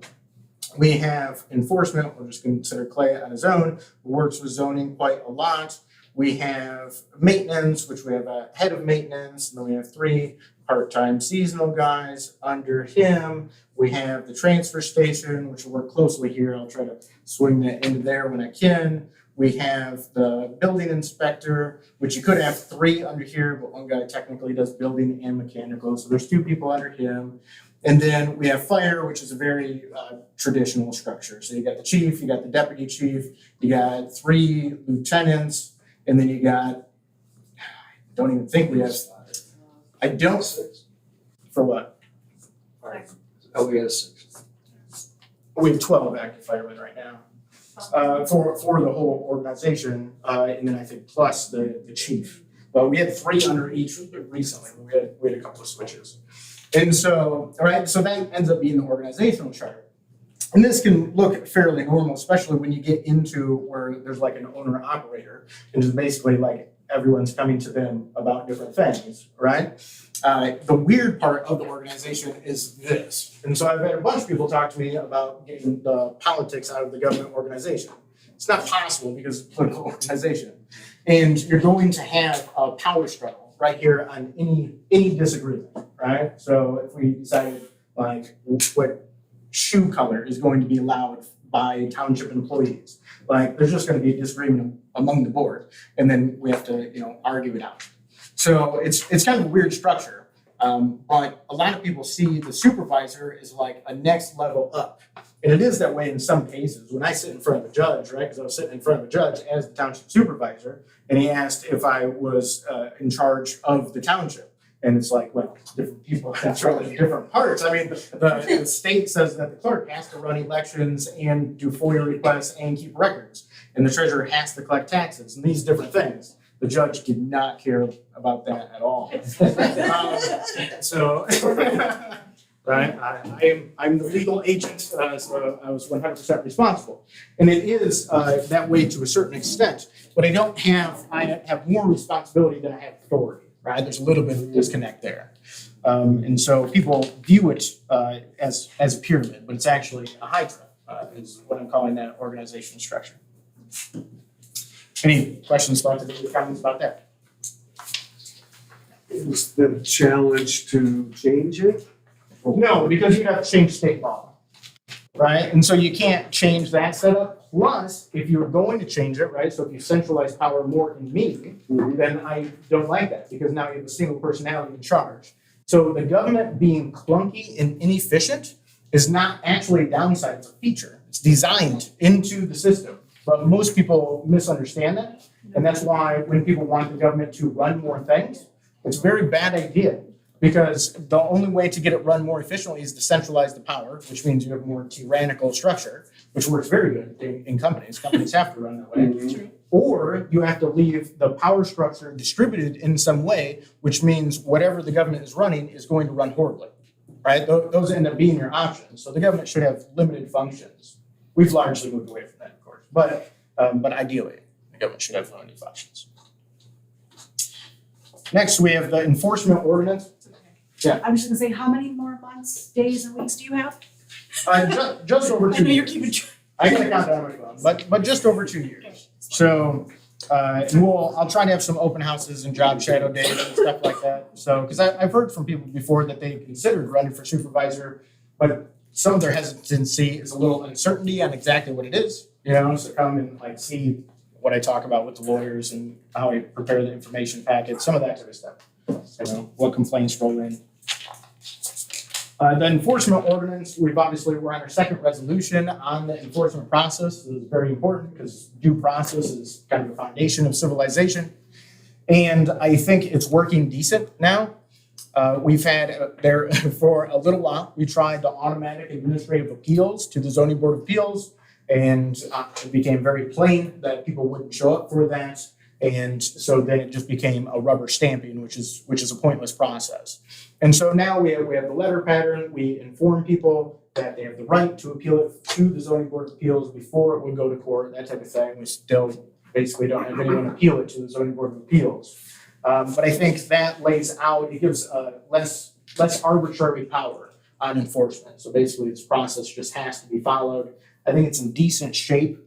I wanted to try it out on a resolution basis first, because just like we ran into, if you have to do some sort of major change, it's a pain to change over an ordinance.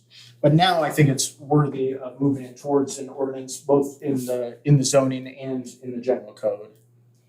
So, any questions, thoughts, ideas, comments, concerns on that? No, I think you did a good job with that. I think it's decent. It's really thorough. And I tried to be a little more creative than the society would accept at the time, right? Motorsports approval. And so this, because there's like one inconsistency, and I wish Steve was here for some of the details of that, because I didn't look it over in a detailed fashion recently. But Thunderbird, right, they fall under the motorsports thing, and they go through a different process of being approved by the township board itself, rather than the approval just through the planning commission. You know, and it's, I'm not fully sure on the history of why it's set up that way. It was obviously a controversy. They got resolved in that way at that time. I think it would make sense to make it consistent, to roll that back. I think you're also, probably going to have a decent amount of controversy there as well. People are enthusiastic about Thunderbird in both directions. So any other takes on this? Well, I know as I went there and I had a blast. I had probably the best night in a long time. It was exhilarating, absolutely exhilarating. A lot of mud flying. What are we anticipating in the future for change there? I mean, do we expect them to come back and ask for more time, more loudness? Well, I do think not it sounds like it's been kind of smoothed over. If they actually have mufflers on their cars now, they're a lot quieter than what they have. Okay. I can't hear them anymore. Yeah, I don't either. I used to be able to hear them all the time, but now I can't hear them. I hear them still. Sometimes. I hear them. Yeah. But not too late. They don't seem to be going as late. Yeah, I mean, we haven't had complaints rolling in or anything like that. And plus, if you live in a certain area, you can actually get free passes to go there. You just let It's them like know. 5 miles or something like that. It's They're a 5 mile the races are free. Yeah. Yeah, that's cool. They want the people. They told us, when Yeah. we actually went there during the day one day, and there was a maintenance guy there, which ended up being one of the really high, he didn't look like it, he was very plain clothed, but he said, yeah, why don't you guys come this weekend? He said, you guys just tell them that so-and-so told you can come in, and we were like, okay. Justin? Yeah, I think so. And we went, well, he wasn't able to go, so I called her, and we went out there, and we just had a ball, and he said, we'd love to have you guys come back up. He said, in fact, spread the word. He said, let people know that live around here. He said, we want to be good neighbors. We want people to want us to be here, because it's not conducive to our business if they're not happy. We heard the same pitch in the planning committee. They're very, professional. I understand what their goals are and all. I think that the disagreement was over another half hour of loud noise for the community. And And they've done a good job of getting quieter, it seems like to me, as far as late. It's not anybody is. I'd like to swing this back around. Yeah, bring it on. Because we're not talking about Thunderbird, we're talking about an ordinance that's different for motorsports. If there were more motorsports parks in the township, what we're talking about is when you go to the planning commission and you get a no vote from the planning commission, motorsports parks are the only one in the township that their appeals process is going to the board. The appeals process for every single other person, business, anybody is circuit court. That's what Jeffrey's saying, maybe we should be changing that so That is that. correct. Yeah, and so it's a weird, Because we don't want oddities, It's this the book only doesn't one. do good It's the with only one oddities, like so that, we're yeah. just trying to swing and maybe join everything back again. yeah, which I think would be reasonable. Yeah, because I even had to check with the lawyer on that, because we changed it. Remember, for what the planning commission had passed, and then the board made a different ruling. And so if you're doing like an ordinance amendment, and the planning commission passes something, and it comes to the board, we should, and you can see the spirits of the ordinance is written like this, but the planning commission will be looking at changing it because it's horrible wording, it's not clear at all. Approve or deny. Now, the board can kick an ordinance back to the planning commission for review, even with a recommendation. Be like, we don't want this thing to be 5, we want it to be 7, right? Whatever it happens to be. But not have the authority to amend. I mean, that's the way the ordinances are written up in the book. But if you had to say, well, what sentence says that? I couldn't tell you. Steve and I have been over it several times. And so it's not obvious in there. But with the motorsports one, the full authority, and I specifically checked with the lawyer on this one so that we weren't outside of the bounds, lies with the board. The board can do it once. Why it goes to the planning commission actually starts to become a question of that. Yes, it's a waste of our time to Right. talk about it at our sessions if the Because it board could is just the one come straight to deciding. the board. Right, it should go straight to the board then, or the planning commission should be the final say. Otherwise One it way or the becomes other. a, Yes, like if you go to mom and you don't get the answer, you want to go to dad. I mean, that's. So that's well, exactly which what is happened. fine, that is fine in some respects, but everybody needs that then. We Right. don't want just one type of business in the, Be consistent. if I come from my business and I get a no vote at the planning commission, I need to go to circuit court. Well, why can't I go to the board and have 7 other people tell me whether what I wanna do is reasonable? So it really, That makes sense. Yeah, it's a one-off oddity in there. And I think that's why it came to be controversy too. I know the board was split when we did it, is because we did see that discrepancy in other businesses not being, being able to go later. Or it was already set for later or something like that. They already had a later curfew than everybody They came else. and asked for an amendment, Yeah. but we denied the amendment and then moved them back to what the original was. So we Yeah. actually took a half hour away rather than just saying no to their. Which I still don't. Because I think most of the time, they were done on time anyway. It's run more efficiently now. Which I just, very quick. I don't, in that thing, I don't see,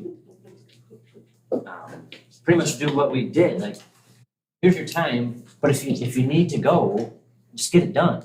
I mean, that's what's gonna happen anyway, the police, the sheriff is gonna be the one that would be enforcing it, isn't gonna say, shut it, they ain't gonna stop. There's thousands, there's probably, I don't know how many people there, hundreds of people there, they're gonna finish it. Sheriff would, it's just common sense, just finish what you're doing and get out. I mean, I understand at a house, 3 people there being loud or whatever, yeah, sheriff's in there and they can shut you down. It'd be harder to shut down a business. And I understand that's what everybody's coming there to do, it's an event. Come there and do that, so just get it done and move on. I think that's a little bit of the thing, we just didn't wanna set the precedent of saying it's okay for this saying business, it's okay yeah. to do that. You That's can't be why it later was- than the noise ordinance, but you can because you're cool. That's what it Like, was, we yeah. just didn't wanna be in that position, yes. Yeah, I didn't wanna be yes and no. Yeah. I don't think we should be that. Right. Here's your time, just like everybody else. If you run over, Then okay, yeah, get done. exactly. Which there was no complaints from the neighbor. I mean, maybe there was some, but most people that were there, they were in support. Right. It's summer. But we don't need to stamp approval, like, oh yeah, you go ahead and do that. Like, just let it be done. We're a complaint-based township. We don't need to seal our approval with them going to 11:45 Yeah. and telling everybody else like, well, here's the ordinance, you can't, but if you pay to go to the planning commission, then maybe you could. We don't wanna get into that because it's probably not a big deal to begin with. Exactly, yes. Yeah. If no one complains, Fair then play. it doesn't matter if we said 11, but you went till 11:45. If no one complains, they're not gonna do anything about it, Yeah. so. Yeah, like I said, it's a complaint-based system. Right. So nothing really can be enforced or engaged unless there's a complaint. Right. So. Yeah, I thought it was gonna be non-controversial either way, and calculated that one completely wrong. Yeah, that's. That's good to know. Anything else on that? So the other, I know there's, it just says other, but I did have one large thing that I'd written down, and that's a contract with the village over zoning administration services. And so this had come up because Val Jensen is rolling back his role for zoning and building inspector. The village has him for both currently.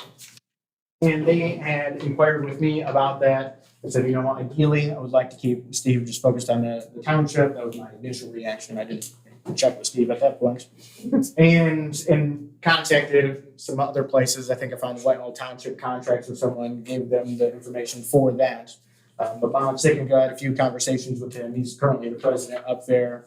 And we went over it a few different times, and he's still interested in having the township do the services. I checked with Steve. He said he's up for the challenge. When we looked at the actual logistics of it, talked it over with Val. Val doesn't go to most of the meetings, and he does about 8 hours a month, he figures. And so I've written up a contract. We're on version 2, limiting it to a maximum of 10 hours a month, and then paying $40 for whatever meeting would be requested. And the meeting would have to be requested a couple of weeks out. and that either side could cancel the contract with 60 days written notice to the other one's clerk, or the time frame could be shorter if both municipalities agree at that point. And so the village wants to move on it relatively quickly because Val wants to step back relatively quickly. And so my initial thought is if I can get it finalized, basically now I don't know exactly where the village is on. The village obviously has their own council and they have a committee on everything, they have many committees. And so, but it's gone, their HR committee has discussed it and that type of thing. So they would like to have it for their vote on the 24th, which then I could bring it to our board for a vote. I don't think we technically need to have a board vote on it, but I could still bring it to a board vote for in our November meeting. But I wanted to see where people were on it, what people were thinking. And that's what again? Zoning. So for Steve, right. And so, but the contract, instead of, because I don't want Steve like contracting to do another job on the side, outside of hours. Right? I'd rather have, So Steve, what Steve wants to do. well, you could, but then I have to what, schedule him for a day off here a week, something like that? It's, what I'd rather have is the contract between the village and the township for the services. And then the village pays us, right? And we're paying Val $200 a month. I wrote it up for $400 a month, plus $40 per meeting. And then we pass on, because we pay Steve, the pension is on top of pay, right? So I lowered the percentage for that. But we pass through to Steve like 65% of what we contract for. And that would allow him to, you know, is he responding to a call about zoning in the village while he is here? Which is completely fine if we have a contract for administration services. If he was working outside of the township, then I think you're in a weird spot. Right. Are you at all concerned that it becomes when you get a zoning administrator, they're beyond important, like knowing what they're doing and the continuity of the township and, you know, basically helping to run a majority of what the complaints are in the township and do you get concerned you'll have another Lorraine situation where she was doing Cedar Creek and Dalton and she was like, I can't do both. That's two different townships. Yeah, but Cedar Creek is Right, but these are not, two she different said it's, Cedar Creek was definitely her part-time thing and Dalton took a lot of time. Do you worry She did that? 3 days here and 1 day there, but in general, at the Because we don't wanna lose Steve. Turnover at the zoning administrator position is not fun at all. No. So That's good. well, Okay, you're right, I know exactly what you're talking about. well, it's true, but I don't think it would be good in this case. No, that's partially why I just denied it at first, right? I said, let's just look at other spots. When it came back around and it was like, hey, like we would like to do this more from the village. And the logistics of it is relatively few hours, and I wrote, you know, the 10-hour max for the month in the contract. But I checked with Steve right before I started working on the contract, anything like that. And I'm like, hey, if you want to not do this, then that's the way I'm leaning to. That's completely fine. And he said, I'm up to the challenge, looking forward to it, think the pay looks good. He said you're gonna have to pay me a few $1,000 more a year, but as long as you do that, then I'm good. And he's comfortable with the pay in the way that the contract currently looks. He's so hard to get along with. Because I agree. And then Lorraine, it was really just that point in her career. She'd been doing it for a long time. Yeah, very true. She was planning on it that anyways, and that's why she gave me a long period of notice. I was able to go through a nice hiring process, overlap for a month with Steve, all of that, because she wanted to roll that back. Yeah. And she wanted to roll, this was 3 days a week, and Cedar Creek was 1 day a week, and she wanted to roll back more. Right. She's still over in Cedar Creek. I just emailed with her today about it. Sounds like a great plan. What's wrong? Nothing. Unless someone thinks there's a wrong thing, but no. I think it's decent. We'll just see how the village feels about it. The village is its own thing, you know. Yeah, but I guess there is that, if it's not working out. Then we can get out. And the reason I wrote it up is 60 days notice, because it's difficult to switch over a zoning person quickly, and so I didn't want to make it like a 30-day. So I wrote it in as a 60-day, but if both municipalities agree, if they're like, hey, this isn't working out, and I'm like, that's great, I want to let it go too, then we can just both agree, give each other written notices, and we can do it in a week. And I think like our admins can help Steve if he gets behind, like, you know, doing packets. I think he does, you know, he puts together the packets while maybe somebody else could make all the copies and Well, distribute. while he's had a sort of growth, he's been working from home, right? So, because he's salary, he's still been doing calls and emails and that type of stuff. But today, Lexi actually printed out the zoning board or the planning commission packets that you guys have. And so the office works pretty decent on that stuff in that way at the current time. I love what I see here. Anything other under the other section? All right, we're up to second public comment. 2.5 hours. I'll be brief, I know we have 3 minutes. First, I'd like to thank everybody for your time and service. It was very enlightening for me to hear different views and understand things that, from a different perspective in some cases, so thank you all for that. You will probably all remember a few years ago when we had high water. Yeah. And I was one of the people that was affected. My yard had over 2 feet of water in it until July. And consequently, I lost 5 large oak trees. And then in addition, McCormick has delivered hundreds of yards of fill sand and black dirt to fill in the areas that sank, and also to repair the county road side. Where it connects to your driveway. I couldn't cut the grass because of heavy roads so much. So I had a bunch of hundreds of yards of sand brought in to help fill that. And I'm not here to complain about the expense. What I'm here to say is that when I removed those 5 trees, I had 2 of them left at 20-foot heights. So I have 2 20-foot stumps in my yard. And the reason for that, and this ties into your small house, and I do not envy you trying to find the difference between a small house and a trailer and everything else. I'm not involved in that. But I'm intending on building a tree house. There you go. And so I don't know what ordinances, Wow. if there are No any, kidding. what regulations or restrictions there are, but I don't know. Can I have a sewer and a well? You're all join my club. They come hang out. Yeah, because, we are on the other side of the road from the lake.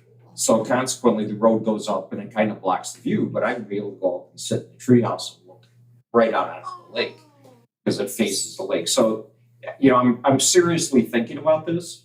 And I want to know what I'm going to be facing, planning and zoning and. Put a $600 to get on the I'm agenda. not gonna insulate it, I'm not gonna put heat in it, but the Treehouse. stumps are at 20 foot because I plan on using. I don't believe there's anything that specifically addresses it.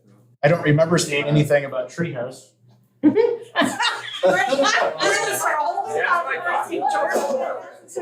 I think Freedom. Yeah, I think Enjoy. Like processing, it's not a living space. Right. No, It's not an accessory building. It's not gonna be attached to the. I mean, I guess you could say, I think it probably falls under the same type of thing as like a play set, right? Like a children's play set, a treehouse, or similar. Right. Decorative. yeah, my neighbors have no problem with it. They, that would almost be administrative for Steve then. We need to, we No, I don't wouldn't think you even have touch to. that. Give him a call right now. yes. I mean, what are we gonna say? Well, you need to have this type of ladder or, Well, yeah, I don't know. I mean, seriously, I plan on making the Yeah, thing no, safe. we don't Yeah. Although there will be a zip line. we don't think. But you want to be invited, all those in favor say aye. You know, for that, that's a you and your insurance company. Right, Yeah, deer stands are- yeah. It's called a deer stand. Yeah. Yeah, there you go. Like we just solved it. Well, then you're all invited over. Okay. He throws, they Hope throw you some. enjoy me from here. Any other public comments? If housekeeping. Yeah. Don't forget to pick up your mail. If anybody needs direct deposit, change your taxes. Let me know. Oh, railroad question. Is it been changed to a start date? November 9th, the day Thank you. after the election. Thank goodness. Thank you, Lord. Yeah, I had a meeting over that. that was close. It was very good that I was in that conversation or that wouldn't have moved. But it was at the railroad tracks. They're gonna start on that after voting day, not before. It was gonna start. Yeah, And it's scheduled the day before the elections to start. Are they doing So now it's the day after. They're fixing the railroad. Crossing. Significant improvement. Yes. Had to push a little bit for that 2 day improvement. That's yours now. All right, on signature. Those in favor say aye. Aye. Parties at George Eaton's. Leaving now. It's gonna take a while. That's all right. You got till next year. for you to do the state. Yep.